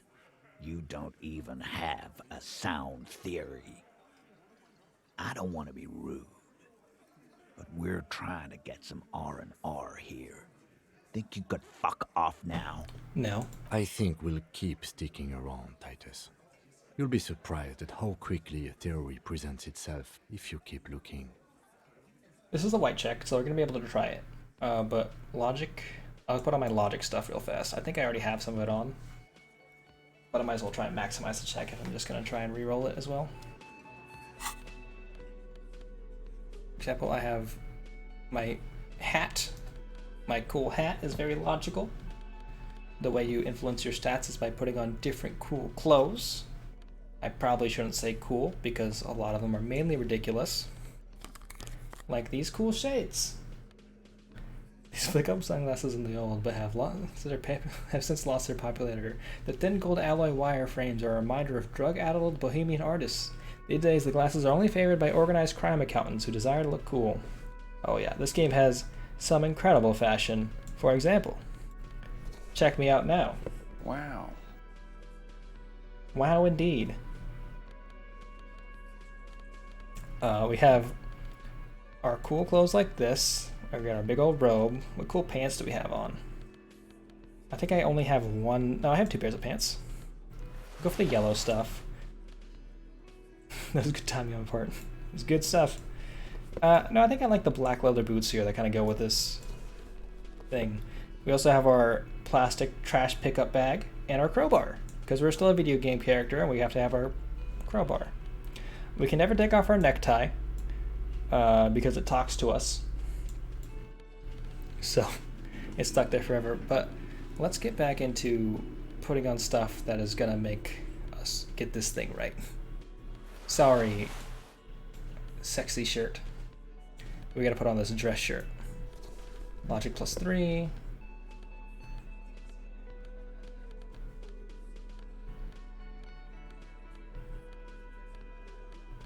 Oh, Korkev jacket. I look like a monster.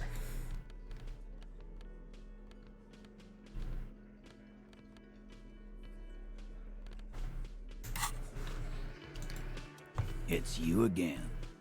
What is it? I have quite the theory to provide to you after I've undressed and redressed right in front of you. Looking slick, kid. Look at that. A 48% to an 83%. I'm still scared. We found the key in the Union box, saw the winch outside, staged like a play, found antique rifle, Klausya gave the motive, secret route found, that's a +3, and Ruby is an established drug trader.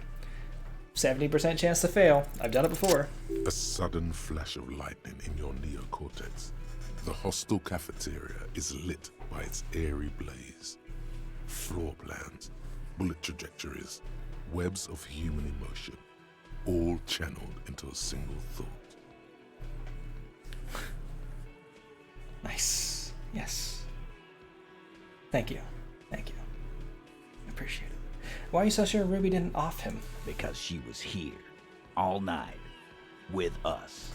He's cobbling together shit so he can put her away. It's Cop 101. She was here all night? 12:25 to 12:15? She was here during all that time? Lieutenant ignores the tattooed man. Yeah, with us. Drinking. Near the stage there. She didn't go out to the toilet, she didn't go to the bar for a drink, she didn't go out for fresh air for one smoke.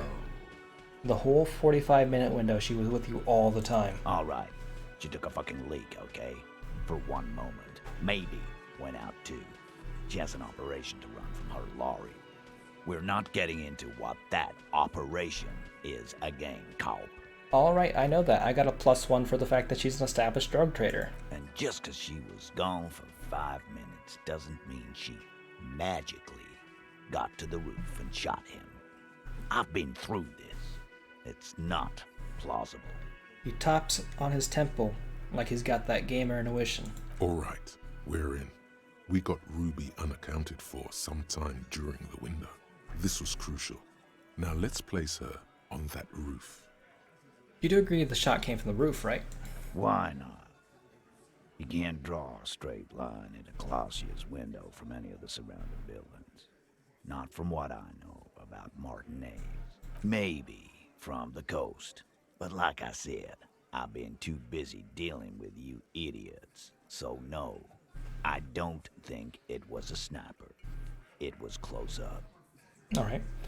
There's a secret route in the kitchen that leads straight to the roof. Oh. He looks sincerely curious. Do it looks like an abandoned pinball workshop? I gotta talk to Guard about the pinball workshop. People say I forgot about that. Pinball arcade here. Sometime before the hostel. What was it called, Theo? East Delta Pinball Arcade. Weird place. Went bankrupt. Everything here goes bankrupt. It's part of the doomed commercial area. Okay, but how'd you get up? There's no room for a staircase in this building. Or an elevator, for that matter. Well, there is an elevator, even if there's not room for it. The elevator is outside the building. It's an old dumbwaiter, used for moving pinball machines up and down from the workshop. Good one, Kim. Thank you. From there, a door leads straight to the roof. You can just step outside. Ruby could have gone up, shot him, come down. All under 7 minutes. That's quite the theory. We need to have a look at that secret passage, boys. He turns to Eugene. I'm on it, boss. Right when the law clears, me and Angus are going up there. It's a dumbwaiter, not an industrial lift. How about I go instead of... Just now. You got something else to back this route up? Or is that it? Have we firmly established that Ruby could have had access to the roof where the man was shot? Firmly doesn't go well with could've. There's a route to the roof. Me and the boys need to check it out. That's what we established. All right, Titus. But a route does not put that bullet in his head. A gun does that. And Ruby doesn't carry one. Phase 2. Murder weapon. Get a gun in her hand. If not that, then at least a shadow of a doubt. In the shape of a gun. I've already established Ruby's running drugs. She could have smuggled guns too. I've analyzed the bullet that killed him. It was jacketed. Show him the antique rifle. There are weapons like this just lying around in Martinez. The local pawn shop sold my gun to a woman. Maybe it was her. This can't be it because we showed up in town after the murder happened. So even though we did sell our gun at a pawn shop, it did not get sold back in time. At least I don't think so. There's some weird things going on in the world. God damn. That's just about your favorite topic, isn't it? Every fucking 5 seconds. All I'm saying is, from what I saw in her cabin, she could have had no trouble getting a gun. Trouble? This is Revachol. Even the roid heads in the gym had a carbine. No one has trouble getting a gun. I still never saw her carry one. He's angry because he knows you're right. What he's saying only confirms your theory. Because I have my cool clothes on, I'm much more logical. There are weapons like this just lying around in Martinez. Show him the antique rifle we found underneath, next to the giant bear ice cream freezer. That looks antique. A Belle McGrave. It's inoperable. Where'd you get it? There's a cellar underneath the bookshop. It was hidden there. A bunch of others are there just like it. 20, maybe 30 rifles, Titus. Also broken, but still, there were too many. And there must be other caches too. Revachol is notably the site of a revolutionary period in the world, like I'd say like maybe 50 years ago, maybe it's 30 years ago in this game's time frame.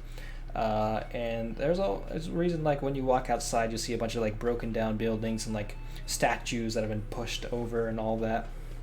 That's because there was a war going on here 30 years ago, hence why there are large caches of antique weapons. God damn it. We need to close that dump down for good. Okay, I see your point. There are guns lying around. Damn it. I thought we'd found all the old spots. Why was that still there? We just missed one. Ruby doesn't know this place, boss.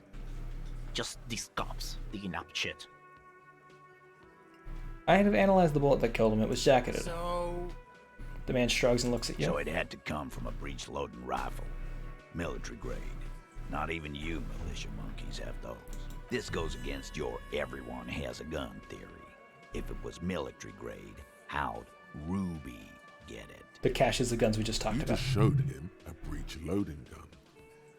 I just showed you a breech loader that any child could have. It's interesting because that chat option was like above this one, so if you're going down sequentially.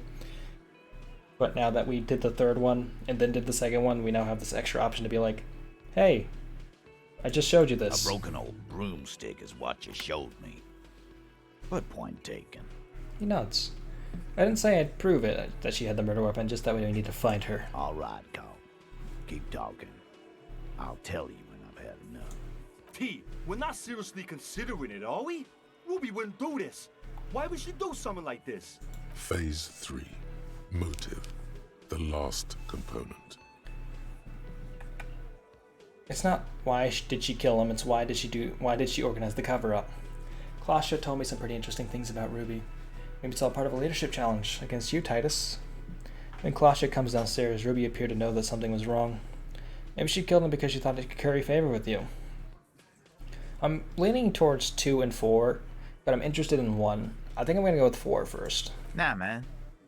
That's just Ruby. She's got shit under control. That's her whole thing. That's why she's so good. Plus, man, it's like female intuition, you know. Women talk to women. Which is sort of why we need someone on the team who they talk to. Yes, roll your eyes. Female intuition, that's what it was. You're right, Eugene. Yeah, she's got her shit together, that's how she knew. Or she knew what happened because she killed him. Not so useful. Titus looks at Alan and then Eugene. Klasha told me some pretty interesting things about Ruby. Yeah. Like what? Apparently, she had a thing for Klasha. A thing? You mean? He tilts his head to the side and falls silent. Yeah, but they're both girls. The fat man looks up from the table, oblivious. Girls like girls too, Angus, sometimes. Ain't that the This truth, is one Kim? of those times. She liked Glacier. Come on, guys, she hangs out with you meatheads, that's not really a surprise. It was supernatural, a reality. Yeah, what Kim said. I'm just gonna go with what Kim said. Fuck you. First he says she's murdered him. We don't Come hear on, you talk, Glenn. She likes Monica's titties more than you do. Everyone knows which way the wind blows there. I did. I knew it. That's why she didn't fuck me at Fatty's birthday party. She didn't fuck you, 'cause you're 40, and you still live with your mom, Dennis. Alright. Okay. Klasha said she made advances on her, and she thwarted them. Ruby then threatened her and told her to end her relationship with the deceased. This is some sordid shit. It's also the kind of garbage our Miss Aronier puts out to cover her own ass. Okay. Did you tell us when we were close to arresting her? Figures. But that Ruby is queer as cabaret, now that I start thinking about it. So there is some truth to it. She's one of your closest companions, and you're just figuring this out now? And that's okay. Some are queerer than others. You can still be a hardy. But if you bring your own personal shit into our outfit... I guess progressive enough, Titus? If that's Good the for case, then it's not right. But it's not the case, right? What? There are many pieces that fit together that way, Eugene. Face it. Okay. It's not why did she kill him. It's why did she organize And the cover-up. I suppose you have a theory about that too, cop. She could have been covering up for herself, Titus. Think about it. Why go through all that effort? It was her idea, wasn't it? The hanging. You went along, but she suggested it. She had, like, a fully formed plan and shit. Right when she came back downstairs. Really, Shanks? Claudia wanted to talk to another girl, that's all. She was just the first one up there. I could have come up with that plan if I'd have been first. Time for a logics demonstration. Okay, Eugene, let's assume you killed him. He scoffs. Think. You kill him. Get up there. Shoot him. Get down. Would you prefer to go on trial with your friends as part of a lynch mob or alone for committing murder? The man is silent. If she used us to cover her own shit up, well, that's a serious violation of the Hardy Code, boss. Violation of the Hardy Code and also a violation of the law, given the murder part. Which is why she didn't. This is fucking stupid, Titus. This and the... Glenn, I thought the same thing when she skipped town and left us in this shit. Titus looks grim. Oh, so he didn't rule her out completely. And she skipped town. This is good. Titus, you have to see it. Things don't add up. We need to talk to her. Silence. He looks around the room. The old man in the corner nods. A very small nod. And a trickle of tobacco spit on his lip. Yeah, I see it. There's one more thing I've been wondering about. Ever since you asked me where she is. Add it to your list of suspicions, if you want. I don't know where she went. She just got up and left. Got real scared, too. Wouldn't tell me where. However, hard, I asked. Wanna know why? Why? She was afraid I would tell you. Maybe she was right. By now, I probably would.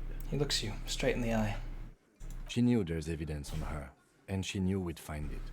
This is typical suspect behavior, why fleeing is always incriminatory. Perhaps. Ask her if you find her. It won't be easy, though. She made sure of that. When'd she leave? Friday afternoon, when you first arrived. I got word the RCM was in town. Then she came in to see me. Told me she was leaving. That's when we had our little conversation. What was she scared of? I told you. You. Me? As in the RCM? No, you. As in the cop with the sideburns and the disco clothes. Oh, so... And a hole in his heart. That first. I'll say it. Why not? You suck on that gun like someone tore you a brand new asshole. Thank you. Don't forget the funny tie, too. No wonder she's afraid. I've come on to declare the ending of the human experiment. She probably knew me from my singing days. I'm so sorry, God. Why does everything flee at the sight of my shadow?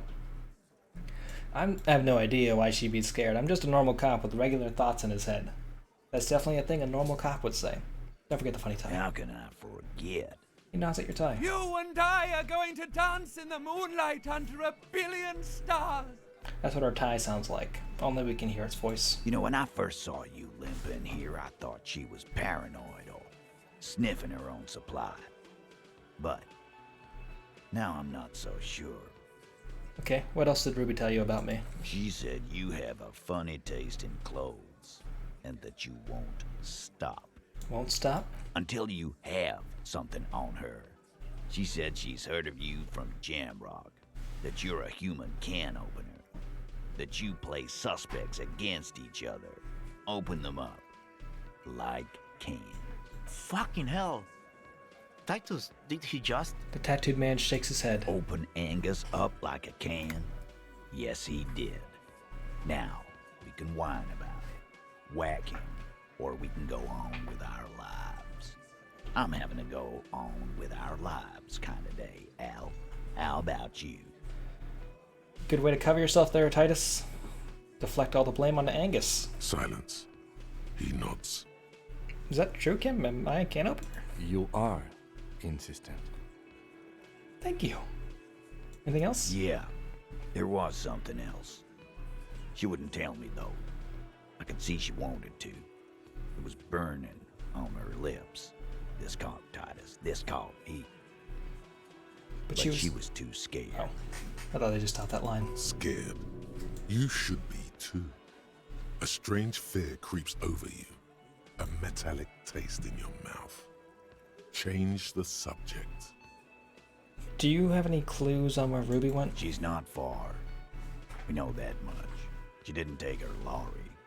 So, she's on foot. The super can opener. If I knew what the can opener dance was, I'd do it. Good fucking luck, man. It's like, isn't that, She no, knows this this is place the like the back of her hand. water sprinkler, right? You'll never find her. Maybe it's a can opener? No one tell me how to do it. I'll do it. We don't want that. Hell, and we won't either. He gives a sharp look. She's not really a hardy candidate anymore, is she? The man stares into his beer. She's not, Glenn. Have you looked for her at all? A little. On the coast. Coast. Where have you looked for her, more precisely? More precisely, on the coast, past the waterlock. She's not here, so I'm thinking she's there. Funnily enough for us, we're going past the waterlock after we do this. Can you tell me where on the coast I should start looking? Sure, there's some shit houses there. A cinderblock town. Fisher folk there refuse to unionize, so that's one place we haven't looked. I wish I knew what it was.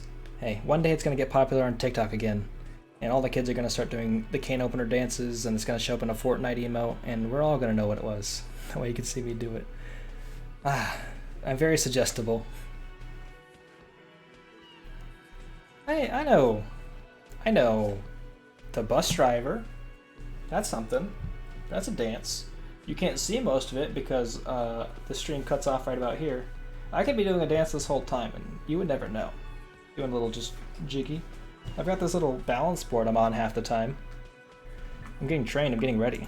I hear they have a shack where junkies sometimes crash. Time for you to step up. Fun fact, that shack where the junkies crash, it's where I'm living right now. In game. We can imagine as many dances as you like. True.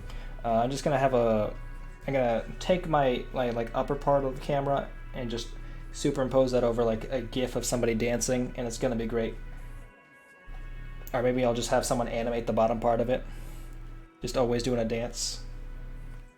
Just rolling the shoulders. You know. The key to dancing is just keep all your movements within this frame. That's the power of voguing. We learned that from Madonna. The power of imagination. We will start there. One more question. What does Ruby look like?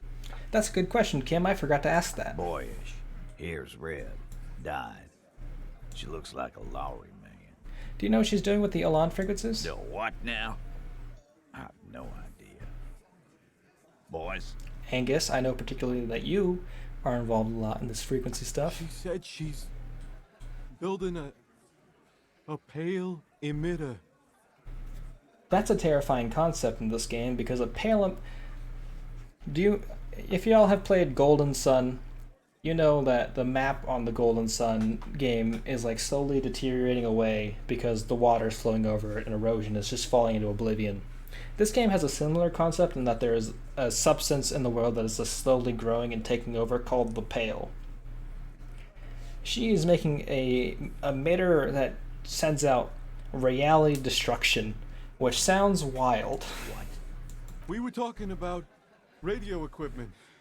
She said she's doing Ulan frequencies and a hail something. I don't know more. Some pure imagination starts playing. This guy barely understands what he's talking about. There you have it. Hail something. Titus puts an end to it. It feels like you'll get to know soon enough. Lovely. It'll have to. He puts his hand out. Shake it. His grip is firm and reassuring, like holding a piece of unpolished granite. Not just granite, tightly packed RCM Sergeant material. You should be a cop, Titus, or just think it. I'll just think it. I'll say you should be a cop. When are you gonna get it through your dumb head? I already am I just wasn't sure you were. And he still isn't. People aren't afraid of good cops in the way Ruby was afraid of you, he thinks, then turns back to his men. Anti-Object Task Force. I got a new power. I punched a bunch of doors and cans. Behold, the Anti-Object Task Force has assembled. God's avenging angel, arrayed against the lower emanations of the Darkened One. Shoe racks, tape recorders, motor carriages, and doors. So many doors. You're not just pounding it all to pieces. You're reforging the universe, from the anvil of the heavens to the worms below. Indulge in it. Be bold. Have an impact on the shape of creation. Out of the furnace of your rage. A new reality. Also, you should trash your room again. Hell yeah. Doors and cans, be afraid. Harry Dubois is on the case, and nothing will stand in his way. Literally. Is this a red check with this guy? I think it's a white check. Hi again, Gendarme. Okay. Let me leave Bye-bye, for now. Gendarme. I don't think I have a single composure item, but I could be wrong about that. I think I've done this. I think I've checked this list for composure items before. There's a -1 composure item. +1 composure.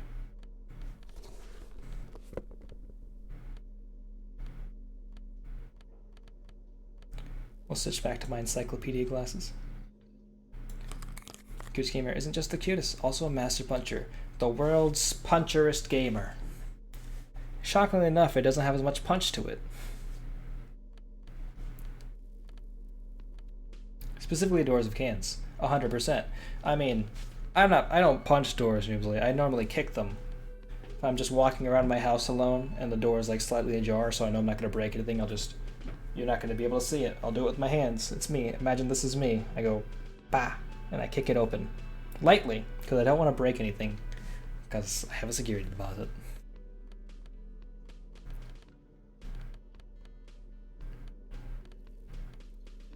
I'll put on my other jacket.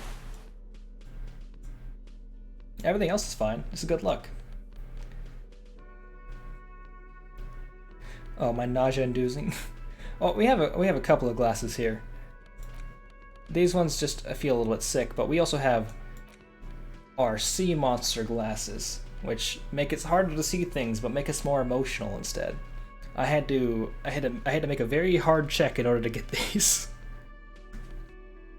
I don't know what purpose they serve. I'm also already very good at Inland Empire, so I never need to put them on. Hi again, Gendarme. Let's just try and see this. I think we'll fail. Could he be a member of the homosexual underground? Wow. Thank you.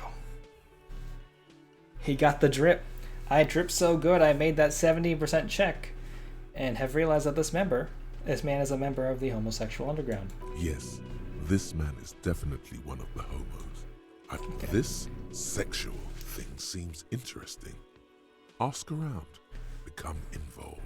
These fashion choices are amazing. Just pointing it out.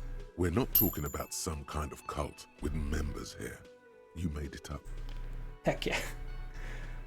I mean, we can ask. It seems to be all cool in this world, except for Glenn over here, who's a bit of an asshole. The homosexual underground? The smoker sits up immediately, his eyes wide with amused surprise. A honeyed smile lingers on his lips. Why, yes, I am, officer. Why? Do you want to investigate? Yes, I want to hear more about the homosexual underground you're part of. Oh, it's a pleasure group. A Sub Rosa pleasure group congregating in cellars under the cover of night. Saturday night.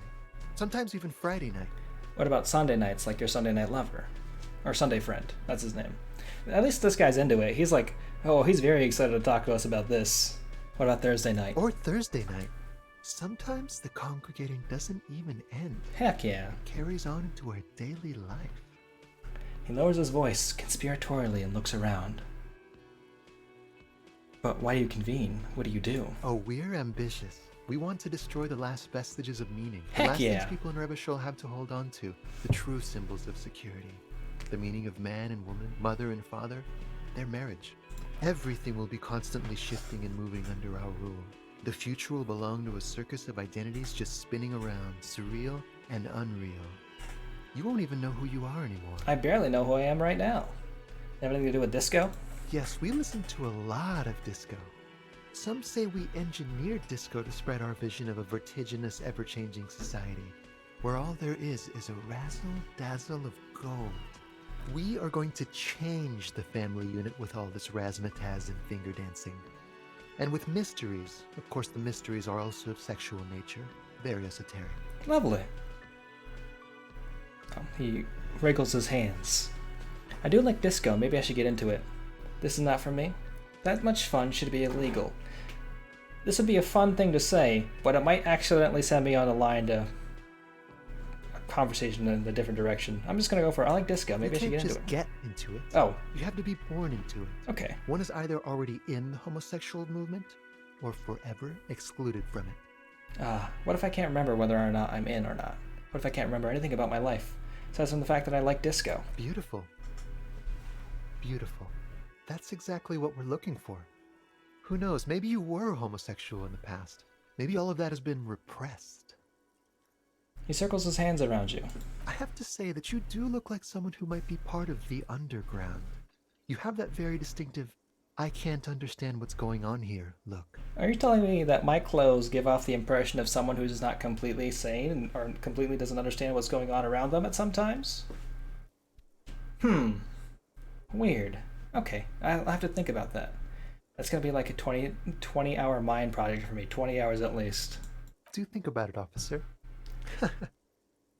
He starts laughing and leans back against the counter. This could be like a 20-hour mind project. Absolutely wonderful. Well, we got our last Bye-bye, gendarme. thought to think about. We have our 12 slots, and we've got 12 things to think about. Here we go, y'all. Spend 1 skill point to confirm. This is the last thing.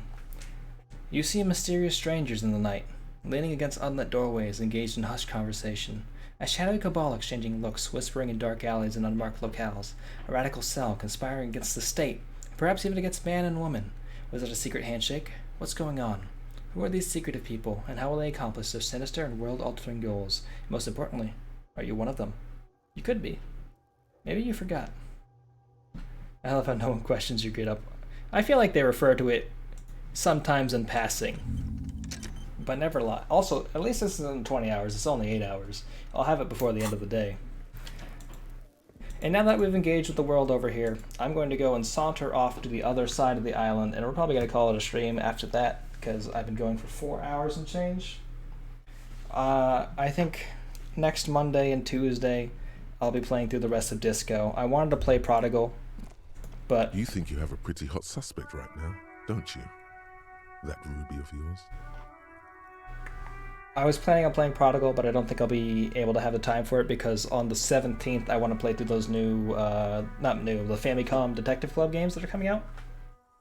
So depending on how long it takes us to get through this detective game, which I think should be soon, the Ruby stuff is like nearing the end of it, but I still have to go talk to the cryptid researchers and do that whole quest line, and there's those kids who want to set up a disco club at a church, and I'm at the very beginning of that. So those are the two last big things I have on my plate. So it might be one, I'll have it done by the end of next week if I play. And so the Prodigal, which I also want to play through, is going to have to just wait a bit. Which is fine, because I've already spent so much time away from Prodigal that I want to get back to that last dungeon. They put the hardest little dungeon in the puzzle game past a whole wall of content, so now I'm going to come back to... I'm going to go and try and finish the puzzle game without knowing anything what's going on after having not played it for like 2 months. More detective adventures. I found that I enjoy a lot of mystery games. Paradise Killer, a few others, Disco Elysium, just a bunch of smaller indie detective stuff. You know, also Jenny LeClue is a game I just heard about recently. I want to check out. It seems super cool. That's probably going to play after the Famicom games when those are done. Yeah, and? Notice how it came together without casting too much suspicion on Classier. It was nice and Ruby-centric in the end. What do you mean? Anything strike you a bit off about this mishmash? The bullet was jacketed. Those don't just lie around everywhere, do they? The footprints in the pinball machine didn't work with the odd soul's prints in the crime scene. No, they didn't. Ruby's shoes have one of the soles on them is messed up because she's taped a little bit of sandpaper to her car's, I think, brake pad in order to add for traction. But that also makes the shoes that she wears for work have the soles of them kind of messed up, and we noticed that was an issue. One thing, you gotta play all the Nancy Drew games. I have talked about playing through all the Nancy Drew games. I honestly do want to play those. I think like all the old school ones are starting to get remastered though, so those are definitely on my list. If I'm gonna start playing them, I'm gonna play like the first two that got remastered. I was gonna do those as a collaboration with someone, but I don't know if that's gonna go through. So we'll find out. It's on my list. All right, gotta go. See, have a good night. Thanks for stopping by, Sundini. I really appreciate it. Good night too. So, yeah. Let's keep going. So far, no one has mentioned hearing the shot. Notice how this hasn't come up at all. Even Hardy and his boys didn't mention it. Neither did you. The bullet was jacketed. Those don't just lie around everywhere. Good point. It is rather rare these days. But do continue. I'm done finished. That's right. Finish thought. Just finish it and conveniently go on. She's watching you leave right now. You know that. Free as a bird on that roof. Lighting up a cigarette and thinking, am I glad Ruby's in this shit and not me? It does make me kind of want to go press Klaustia a little bit. I don't want to arrest Klaustia. The thing is, I want to be able to push her on that and just kind of get that done. Figure out what's going on. And then not arrest her afterwards. So I guess if I do want to try that, I'll probably just do a save point beforehand. Because that's different than like trying to make a check. This is like, I don't want to see if the game forces me to make this choice. Because that's definitely an issue in games like this. Where you want to pick an option, but it ends up being something else. It's the old Telltale problem, where you have a list of 3 options, and something, it seems like it means something, but it also has a hidden layer of meaning that you don't actually get full control of your character. They end up doing something wild instead. It's like pursuing that line of questioning. There was a point where it seemed like my option was to just arrest her, and I didn't want to do that. So I'll make a save point and try that the next time I'm in that part of town, which should be on day 5. Should be fun. Allow me to find our friends, the cryptid zoologists, who I believe are over here. See what secret monsters they've been looking up.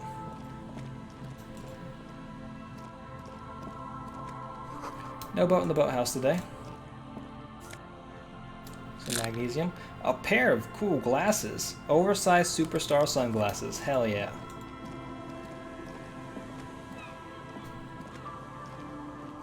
The boathouse is shoddily constructed. A strong breeze might blow it over. $1.15.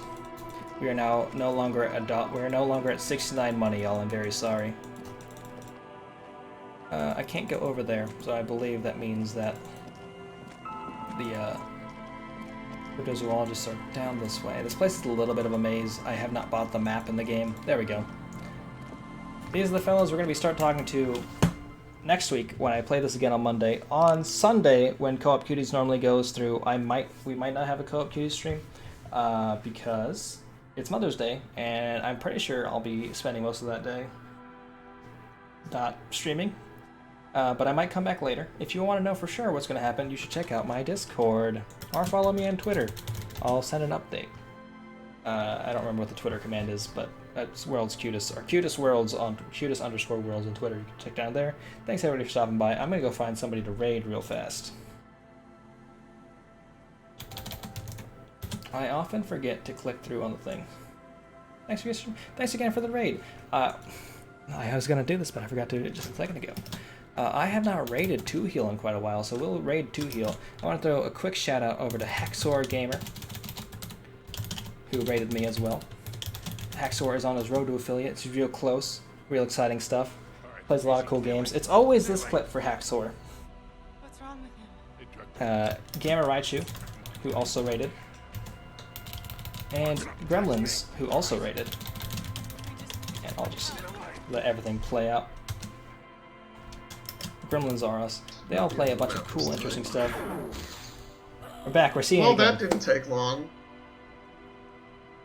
Every time I shout out Gamma Raichu, it's always that clip. It's real fun.